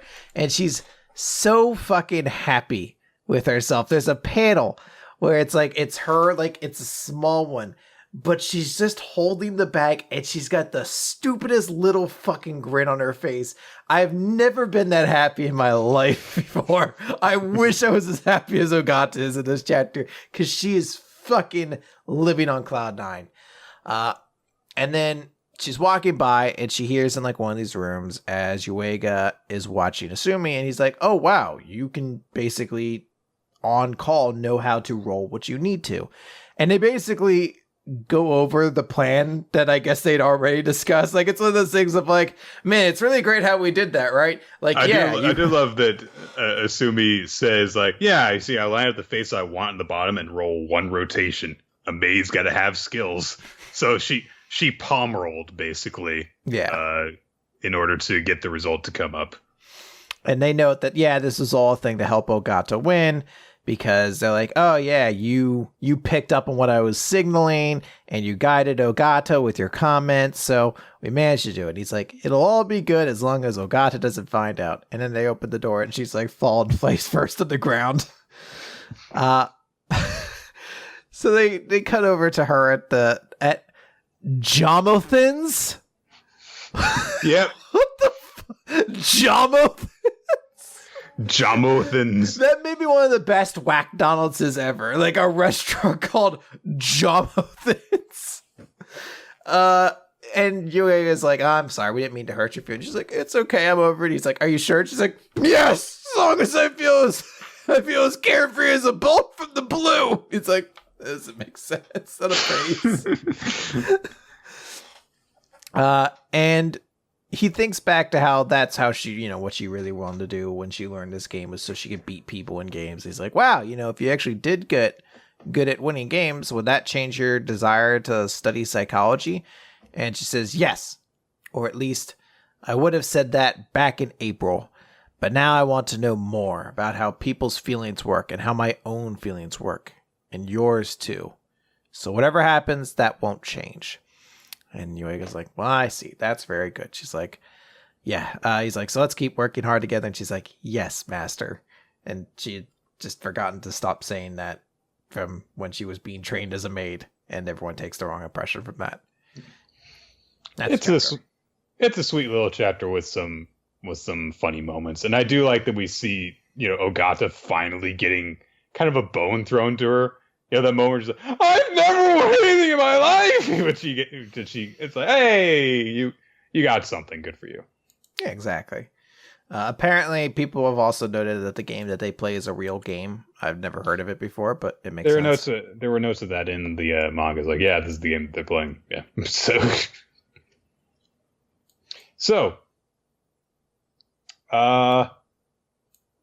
okay, let's move on then to Dr. Stone. Yes. I'm trying to find the right page. Anyway, so it is Dr. Stone Z equals 70 Paper Shield. So they've got their Steam Gorilla thing, and last chapter, Seku realized that they needed to modify it, which has got Kaseki really upset because like, oh, my cute, adorable Steam Gorilla is going to get a makeover now, and everyone's like, no, let him have his peanut gorilla vehicle. And everyone's like, what's cute about that? And Senku says like, no, we're not going to make it over. We're going to power it up, because they're like, oh, well, let's get going then. More engineering, yay! Yay! I'm so happy he's happy. So, Kohaku's like, what are you gonna like cover in iron? And nah, that'd be way too heavy. And everyone's like, well, what are you gonna do then? And Senku says, we're going to use kami. And people don't know what this means because it could mean multiple different things in Japanese. So, Rui's like, we're gonna cover in hair. And Kinro's like, we're going to cover it in God? Yeah, that's what you're going to do. And then Gen says, of course, a paper tank. That would be nice and light. Wait, how will that work? So they go and gather a whole bunch of plants, and they combine them down with sodium hydroxide in order to make sheets of paper. Which we get an interjection from Mecha Senku, who says, "If you're going to make this at home, you just use baking soda and bleach." Which, it was very strange to see this come up, but it reminded me of, like, in iShield 21, whenever the Devil Bat mascot would be like, "In football, this is how this works," you know? But Mecha Senku is a little bit weirder than that. So they make paper, and everyone's immediately like, how is this going to work? Because, Magma punches his fingers through it. He's like, this is flimsy junk. So he's like, well, here. And he presses it over these frames, essentially like, as Gen puts it, like a Japanese paper door. But then he heats it up with iron, and it's like, here, paper shield. So Ginro brings up, I don't think this is going to work. I'm pretty sure that your light paper shield is just not going to do a single thing to hold back the weapons of the Tsukasa Empire. And Senku says, well, let's test it then. Are you ready? And so he makes he just puts a paper shield on his arm, and Kinro's like, is this really okay? And Senku's like, it's not going to be a real test unless you actually go at me seriously. So come on. Let's do it. Those are the rules. Rules are rules, right? Kinder's like, all right. And he jabs forward full force with the spear, and the spear breaks apart at the point. The stone is completely shattered, and it strips up the shaft going into it.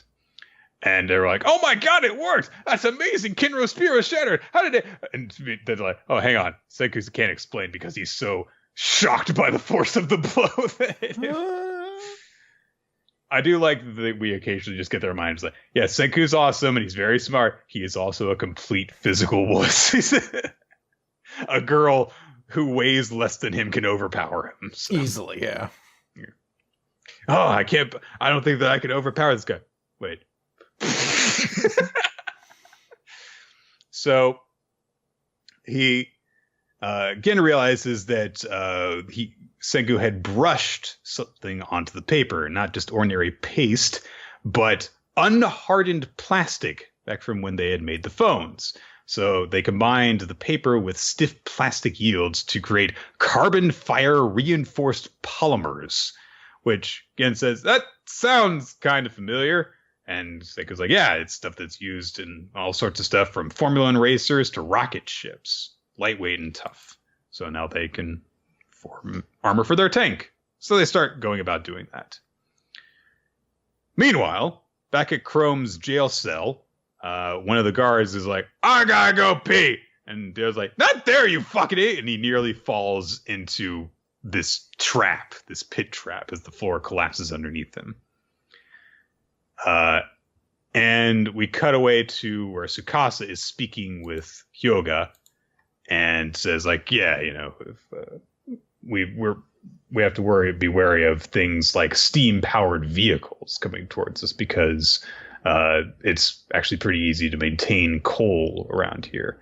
And I'm sure that Senku will actually be able to eventually reach that point. So we have to be wary of vehicles.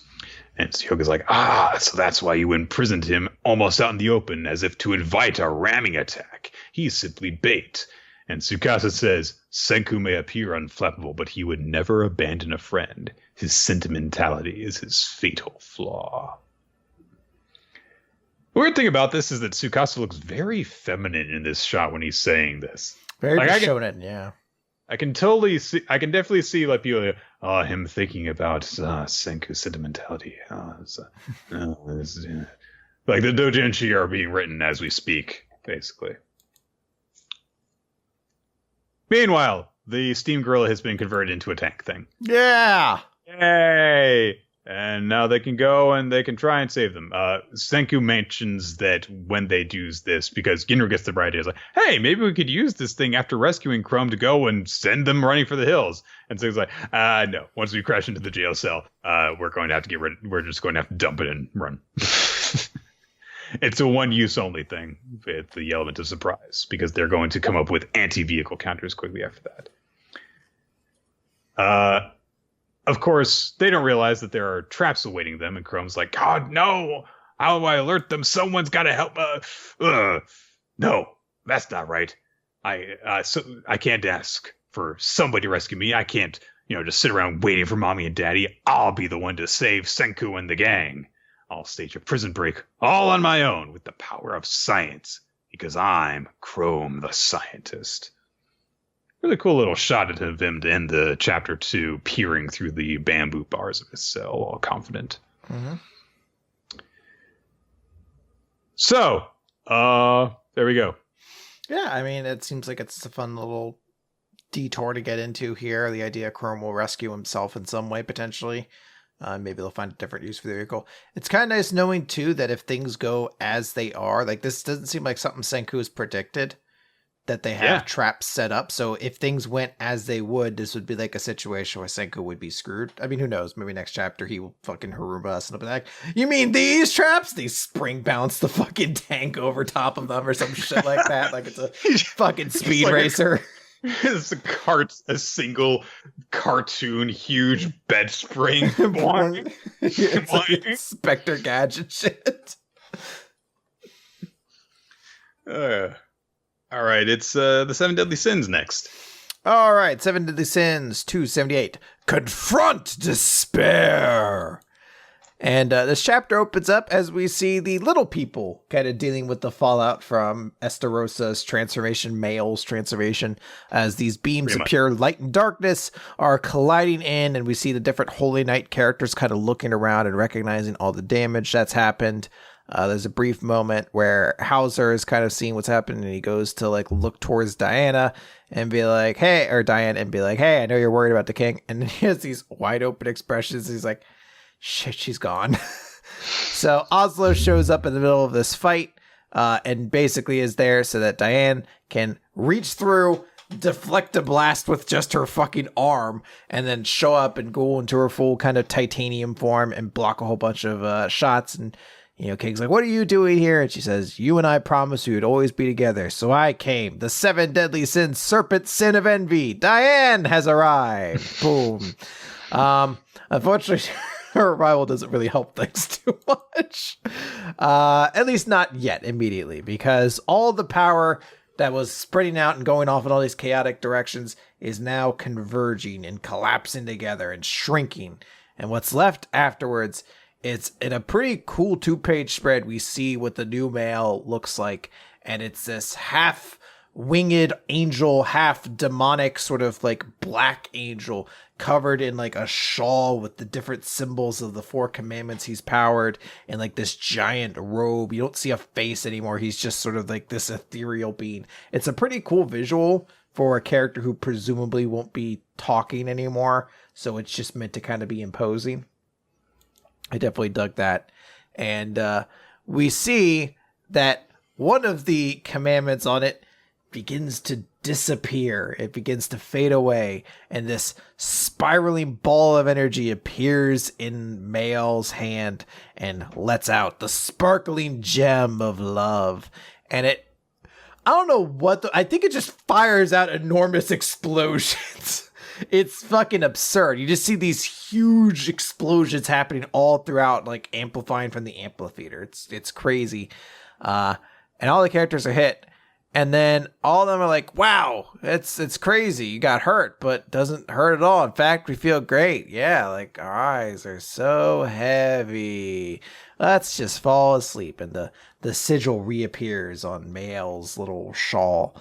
And then we see Gauther be like, no, sense opener. He wakes everybody up and he's like, no, that guy's ability right there was to turn all of your physical injuries into pleasure, which would make you just want to fall asleep so that he could kill you. So we can't let that happen. And everyone's like, thanks for waking us up. It hurts as fuck now. It's really painful, but thanks. So Gauther rather sets him up. He's like, let's do this with that technique. And there's a big triple combo Trinity attack they're about to launch on Male. So let's see. Yeah, I don't know exactly how that's not going to work thing. It's not going to work. I mean, I feel like... the moment where they go, that's not going to work on us. Why? Well, because Gauther used his sense opening. He basically countered it with his powers. Since he has the ability, I guess, to change how your brain works. I don't know. I mean, this isn't going to be the end of it. I assume that we're going to find out what the other 3 commandments do, at least in some fashion.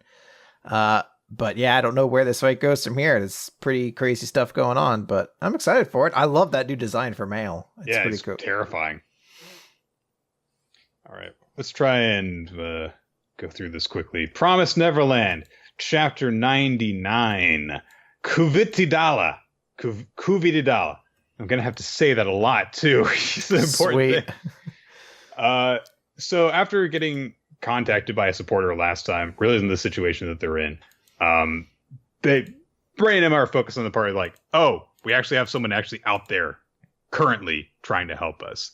There's a kid there who was hanging out with Emma, and he's like holding her crutches. And there's a moment where Emma's like, we're able to confirm that we can contact the supporters. And the kid's like, so he's going to help us? He's got no pupils, Chris. He looks like a fucking, like, if you like just made his shape like into one Amalga's thing, he looks like a Final Fantasy like villain or something like that. Like one of like the Cactars or some shit like that. It's terrifying. Lucas and Emma and Ray basically all together like, let's find the 7 walls. They get more information with instructions from their supporters about what to do. And it's one of those very kind of poetic lore riddle things that directs them. So they actually have to figure out what the fuck it means. And 2 of the kids who are looking over them, they're like, well, this part says that you should go the same distance north, then east, then south, then west. When did you just end up where you started? And also there's a point where it's like, look up and then go down the same distance. And so there's all sorts of weird directions that they don't really get. The only thing that they have to go on is where it says the eyes of the dragon of Kuvitidala. And there are tomes and notes and stuff that while Ray and Emma and Yugo were out of the facility, Gilda was working on translating them so that they could get information from them. And there was one thing that appeared in the text, which was the Dragon of Kuvitidala. And they think that that's a location somewhere on a map in one of the tomes right here. So Emma and Ray decide we should go to this Kuvitidala place. So you guys like, who should go? And Ray says, well, the supporter told us that not many people, not to move from this spot. And also that our first priority was to protect this shelter. And Emma says, yeah, so only a few of us can go. If a lot of us go, we're going to stand out. So only a very small number are going to do it. And immediately Don and Gilda are like, oh, that's probably going to be Emma, Ray, Yugo, something like that. And Ray says, so Emma and I are going, and then Don and Gilda. So. Yeah, good for them. Yugo is like, are you sure you just want to go with kids? Over the course of the conversation, the point is that he's gotten very attached to these kids and he doesn't want anything bad to happen to Emma and Ray. He's very worried about them. Very doting, essentially. He's dad dude now. He's old dad now, yeah. Emma explains to him that he needs to stay there so that he can actually help everyone at the shelter and keep them safe. And they're like, Don and Gilda are reliable. We can do it.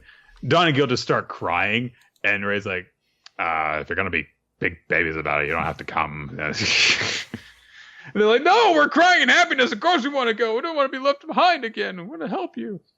So you guys are like, okay, fine. You guys can do it. But take these 2 guys too. Here's Zach and Violet?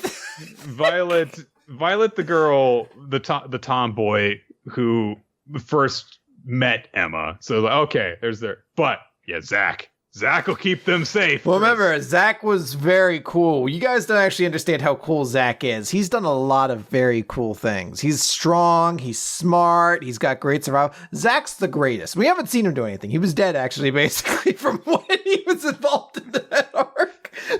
But Zach's great. According to Yugo, Zach is a medic, and Violet can see well in the dark, so they should be fine. You're just like, what's your profession? See in dark. Oh man, I mean, I guess I like having Zach. He definitely, I guess he just has kind of a cool aesthetic. I just don't remember anything about Violet whatsoever. Like, she was the first one that Emma met, but I don't remember anything about her. She was the one person when they attacked Inuzanuma who didn't get injured before Rei and Yugo came in to save everybody. So yeah, it is definitely funny that it's this big moment of like Don and Gilda will go and they're like, we're so happy, and Yugo just shoves like the two closest characters forward. It's like, these two go too. Can you imagine if you like picked up two of the 6-year-olds? These two are going with you. Yeah, Fat Chops and Adam are going too. Like, what a buddy comedy team. Fat Chops just riding on his shoulder. It's just like, let's get him. Let's get him. 6, 4, 3, tied 2, 4, 3, 2, 1. It shows Lucas and Yugo huddled in the room later on. It should be okay because Adam's really strong and Fat Chops is fat. He can take 1 or 2 extra blows probably with all of his excess cellulite. That's his like in-game mechanical benefit. If it gets cold, they can cut him open and live inside of him for the night. Slice him up and hang inside for the winter. That's his like. So like in the Promised Neverland game that comes out, that's what shows up on his stat list. Like, Fat Chop benefit can be sliced open and live inside of in case it gets cold. Violet sees in dark. Or sees better in dark. It's not a full like dark, it's not dark vision. She just has low light. Pepe, so great. Pepe, the best. He's just the best. All right. Okay. Oh fuck.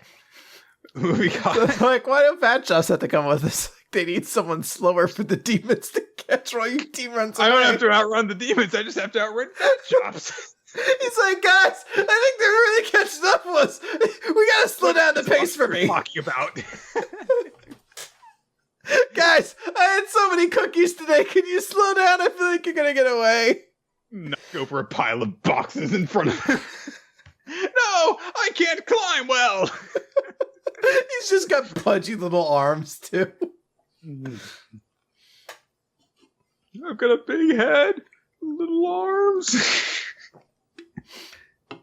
Black Clover. Oh shit! So I had to jump into that.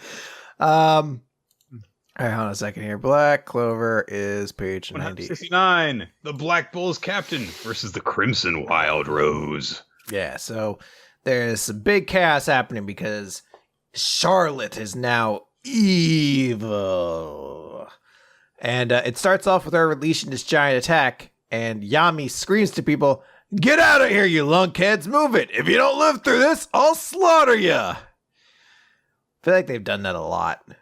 There's like the joke, like, if you don't live, I'll kill you, or something like that. So there's this big thing, and Yami's like, I can't find where she is, but I'm pretty good at being it and hide and seek. And he uses this big slash to kind of go through. And Charlotte has like a rose sword. I guess she like concentrates everything into like a thorny blade that actually takes like a tangible shape of a sword. And they have sort of miniature sword fight. There's some cool effects to it. Like when it hits, it shoots out spires of thorns, which is kind of cool. And he notes like, wow, the way she moves are all out, but it says the way she moves is definitely Charlotte, but her combat tactics are way different. In addition to her normal mid-range attacks, she's using this rose scent and is masking everything as well as being in close combat. So it's pretty hard to fight against her. And he realizes like, so now that there's an elf inside, kind of using her powers to her full extent. He's like, so this is what her briar magic is supposed to be. And there's this big fight going on when Soul shows up riding on the back of a giant golem. And she screams out, "Sis, when you attacked us before, that was some kind of mistake, right?" And evil Charlotte's just like, "Don't act so familiar, human. All I have is a little brother. I have no younger sisters." And she's very wounded, but Yami shows up and says, "She's just being controlled by a spell. Don't worry about it." And then he says, "Never mind that. You've got great timing. Take this and go somewhere safe." And she's like, "Huh? I don't retake requests from men." He's like, "No time for that, Miss Overtanned." And I had to ask this on Twitter because I wasn't sure. And I was like, is she not? I always thought she was a person of color, but is she not? And I'm a bit confused. We'll get to that, I guess, right now, actually, because Soul charges in and tries to fight. She's like, I won't let, I'm not just going to leave her, and bring her back to her sentence. So she uses all this earth magic stuff.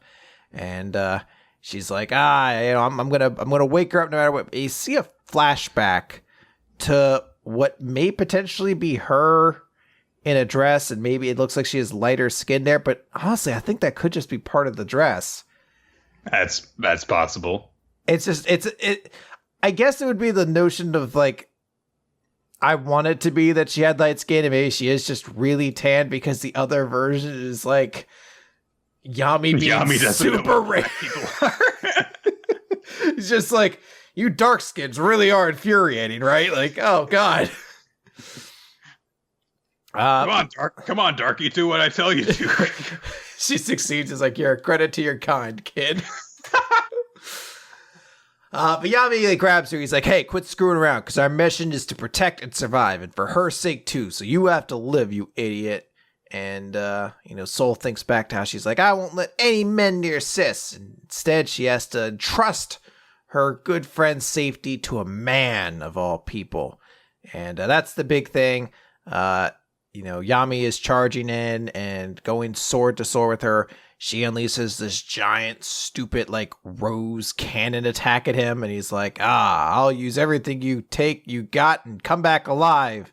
And he slashes it in half with this dark cloak dimension slash. Every slash he does looks exactly the same. And that's seemingly the end of the chapter. They counter each other's big attacks there. What do you think, Nick? I thought I like these chapters with different characters having these fights. There was some pretty good action in this one, honestly.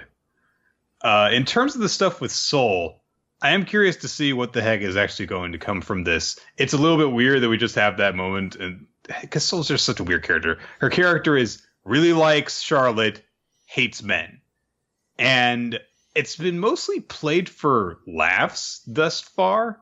So to have it be used more dramatically instead, and also the fact that she's such a one-dimensional character in that respect, the point where we see her being rescued by Charlotte, all of the people that Charlotte is facing down are guys. They're men. I wonder if, there's some sort of abuse thing going on there, and Charlotte rescued her from that, and that's why she hates men. In which case, if something so serious as that manifested in comedically hating men, that's really not cool. I'm not going to draw any conclusion from that because there's so little information from it yet. It's the same as when you were saying so is she supposed to be tan or is she supposed to be black? You don't really know. Better not say anything until I know for sure on something that serious. But if we just take it specifically as is, this moment is kind of weak because we know so little about her. She doesn't like guys, and then she has to trust a guy. But because we don't know the root of why she doesn't like guys, it doesn't ring true. Yeah, there's not a lot of weight to it when the only thing that this has ever been is just a joke thing of I don't want you to let guys near my sis. And yeah, if we know the backstory to it, maybe there's a bit more weight, but we don't know that at this point. So the moment doesn't really have a ton of punch to it. But I will agree that there's a ton of action. I actually really like the creativity that's used in how her briar magic kind of comes about. We've seen characters who have thorn, whip, vine magic stuff before, and hers kind of visually seems a lot more impressive than a lot of the ones I've seen previously. I think back to Mard Gear, who had a whole rose gimmick to his magic, and I don't remember him doing anything that cool, but I like the visuals we get here of her sword that shoots at vines when it hits something and stuff like that. It's just a very cool kind of aesthetic. It's imagine, for a second if we had because this is the most in tone similarity that I can think of off the top of my head. Imagine if you had Misty in Pokemon, because she hated bug Pokemon, and it was from some trauma that she had as a kid, and she always found that they were disgusting. Imagine if you had a moment where, she was helped out by a bug type, she was forced in the situation and needed to have it help her. And at the very least, you would know why she didn't like them, and then there would be a turning point in terms of that. You don't know why Soul doesn't like guys. She just doesn't like guys. And then she has to rely on one for help. So it's like, okay, but I don't know anything about her beyond she hates men. And I don't know why she hates men. I don't know why this is actually an important point for her. She just has to accept it because someone that she cares about needs help from her. And I'm saying that I know that misandry or fear of men or any reason that she would have would be to not like men. Any legitimate reason that she would have would be completely different from just like, oh, I don't like bugs because they gross me out. That's completely different points. They're completely different equivalencies, but because you don't know anything about why she dislikes them, that's why they come across as the same in my mind. They're just traits as opposed to character elements. Her not liking guys is the same as Gauch liking his sister and Gordon being kind of awkward and Gray being too afraid. Like, it's just her gimmick, like everyone else has. And maybe there's trauma or some kind of like connection, like emotional, like genesis for all of their traits. But as it is right now, this is like, we haven't gotten that flashback to find out what it is. This is like when One Piece, when it's just like Usopp lies a lot. And you're like, oh, then you find out why. Maybe we'll get that. Maybe we won't. Maybe it's just going to be like, it's just always her quirk. I don't know. And of course, there's also the point of like, she tries to be strong enough to protect her big sister from people, especially the men. And then she's too weak and has to rely on a man for help. That's a little bit. That's good. The big strong man. So. Yeah, I mean, honestly, it might have been a better decision to have not included her at all in all of this, because it's not like she serves anything. I know Yami hands her something, but I'm not sure what he gives her and says, like, you need to protect this. I'm not honestly sure what that is. Like, it makes more sense to just have, like, a Yami versus Charlotte sort of deal, since there's, like, kind of history there. Like, they've had a connection, so it's more interesting to kind of go with that. But I don't know. We've had a lot of characters interrupt fights that feel like they should just stay out of it. So who knows? Yeah. And, at the end of this, maybe we'll see it differently. I don't know. Okay. Let's finish up with One Piece. All right. It's chapter 914, Okobore Town. So I missed the introduction of these two characters last time. So it's what are they freaking called? Otama? Otama and Okiku. Otama is the girl. Otsuru is the old style looking one. And then there's Okiku, the tall girl. Mm. They all have very similar names. Sorry. So Otsuru basically is cared for Otama, and she's cured now, or mostly cured now from the poison that she had in her system.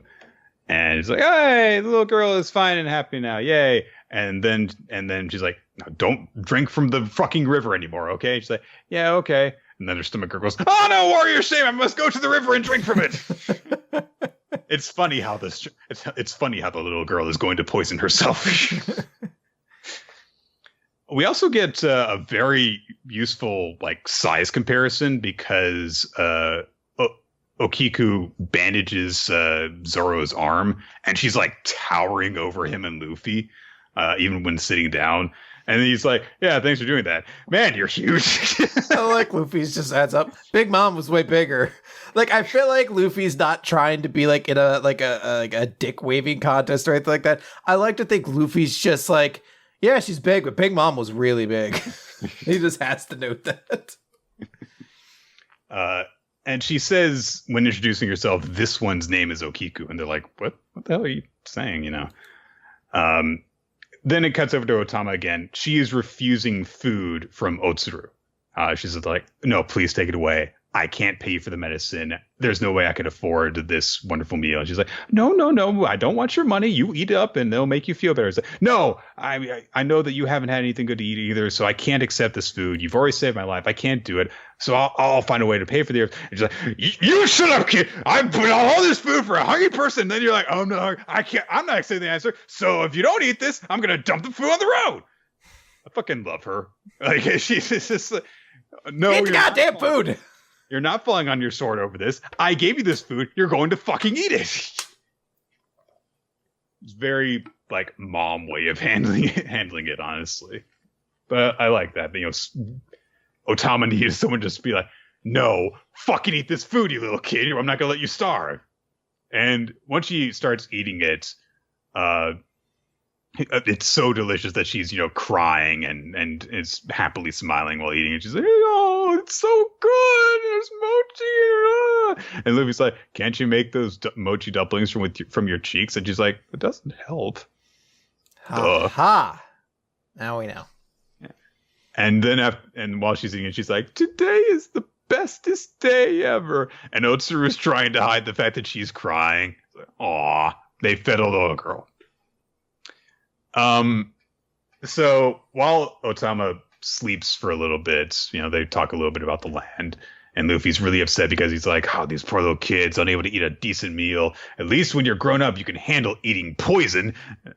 Like, no. I love that someone has like, no, you can't. This is a running thing, though, because he and Zoro, you know, had eaten the poison food. They're like, yeah, everything's poison. Oh, that's why my stomach's been hurting.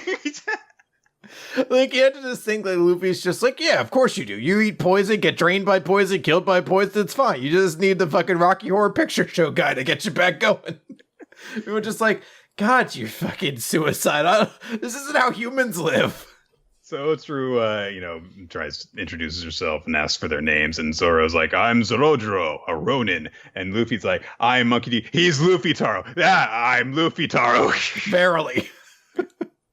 Immediately gives I love that Luffy's only logic, he's like, well, to fit in with the lingo here, I should just say verily a lot.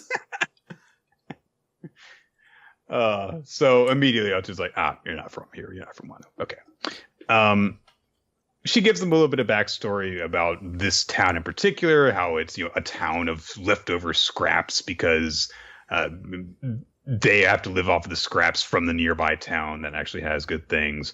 She also points out, you know, over there with the mountain without smokestacks, that's a place that has food without poison.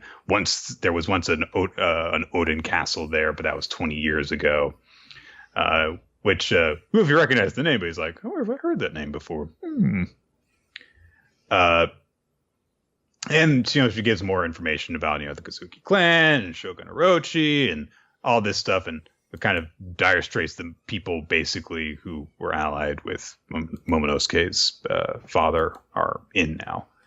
And that's why it's Okobore, the town leftover scraps. And then right as she's finishing up her explanation, all of a sudden an arrow comes flying out of nowhere. And Zoro very badassly blocks it with his sword as Otsuru nearly gets shot in the fucking head with it. And she's been attacked by Batman! Not the good one, though. It's the bad one. A guy with bat wings coming out of his ass who's got a bow and arrow. And he says that he had overheard her talking bad-mouthing the Shogun. And while they're distracted by this guy, all of a sudden Otama gets snatched away by another guy. These guys are called gifters who have eaten smile fruits. Do you think that that's just what they call devil fruits in Wano, or do you think that there's remember that's specifically what Joker's fruits were. Doflamingos. The smile fruits that he created, the artificial devil fruits, are called smile. Oh, okay. Yep. Gotcha. Otama's been snatched away by a guy who's got gazelle powers. So they hop on Koma Inu to chase after him. Okiku first, and then Luffy grabs onto it and also grabs Zoro's arms, so they all leap onto the thing and chase after her. So they're chasing after the gazelle guy. And while they're moving, Okiku is talking about some stuff. And they're going to the officials' town where there are 3 pardon me. And she's got all this stuff written down in a notebook about what's going on in that area. And they're like, just, who are you? And Okiku ties her hair back and she says, this one is a samurai. Ooh, female samurai. Sweet. And they go chasing after the gazelle guy, but he's quickly making his way to Bakura, the town of officials and Bakura? Yes. So they have to play a shadow game, and he'll play Change of Heart on you. And they're all going to have wank awesome British accents, they will. Oh, God. So Okiku warns the two of them, like, we're going to have to charge right in. And Zoro and Luffy are like, all right, let's do it. And look way too happy over this. And finally, meanwhile, Beppo and company approach Captain Law and say, like, oh, they're going into Bakura town. And he's like, oh, no, Straw Hats in Wano. He's going to cause trouble. We've got to stop those idiots. And, yeah, that's it. That's the end of the chapter. I do really like this chapter. It's good stuff. Yeah, it's a very fun chapter. I like the cool stuff we got in there. It's pretty solid all around. Lots of cool world building. And we're going to have to wrap things up here because we are basically out of time for me. Thank you, everyone, for joining us for Weekly Manga Recap. We're going to name our favorites now. Favorite chapter? Favorite chapter, I'm going to give to My Hero Academia. And then with that character of the week, I'm going to give to Shinso. I'm going to give a favorite chapter to We Never Learn. I really liked the stuff with the Ogata, but my favorite character I'm going to give to Otsuru, because I really love the part where she just like picks up a fucking 9-year-old kid and is like, eat your food! You're not allowed to starve! And yeah, thank everyone for joining us. We record the show normally Thursdays at about 7:30ish Eastern Standard Time, or Eastern Daylight Time, I guess, right now. Here on smashcast.tv/ReloadT, twitch.tv/ReloadT. Sometimes we need to change things up, and the best way to stay updated on what's going on with the recording time for the show is to follow us on Twitter. The podcast account is at WMR Podcast, and your hosts are at ReloadT and at Nick F. Time. You can also check out our past episodes on weeklymangarecap.podbean.com, as well as subscribe to us on iTunes. You can also leave a comment or rating through all that stuff. And make sure that you subscribe and all that good stuff, because that helps us with the algorithm, rise to the top of the hobby section, dethrone woodworkers, death to them, all that crap. And if you want to send us feedback, if you want to ask us questions, if you want to suggest future manga for us to read, you can do that stuff via email. Send your stuff to weeklymangarecap@yahoo.com, or also check out our Discord server, which is probably the best place, honestly, to leave suggestions for future manga for us to read. Do we have a suggestion, by the way? Ready yes. To go? So our suggestion is going to be one we're going to be doing in advance because, guys, we're at the tail end of August, which means we're coming into September, which you know what that means. It's time for Sadistic September. And even though some people would argue this isn't a sadistic one, this is one that I have talked about quite a few times in the past as being a very obnoxious series to me. So I'm going to bite the bullet, and we're going to go back and take a look at Flame of Recca, which I have not had very high opinions of, and I read like 12 years ago. So we're going to see if that series was as shitty and as fucking anger-inducing as I remember. So Flame of Recca is our next recommendation. It's going to be a couple weeks. It was a long series. There's a lot to kind of go through with it. So take a look out for that in September. And of course, keep in mind, since we're going to September, that October follows right up on that, which means we're going to need some horror suggestions from you guys. So now is a good time to start thinking about those and getting ready to send them in. Mm-hmm. Special thanks go out to our Patreon supporters. Your support allows us to create all sorts of fun bonus content for you guys to enjoy. Check us out at patreon.com/weeklymangarecap. And special thanks to Steve Mann and Infamous Plan for the stuff that you guys do to help us out making this show. And that's going to do it. That's it. Yeah. Let's get out of here, Nick. Let's ride off. All right. Oh, wait, we have to leave now? Yeah, just get out of here. Ah!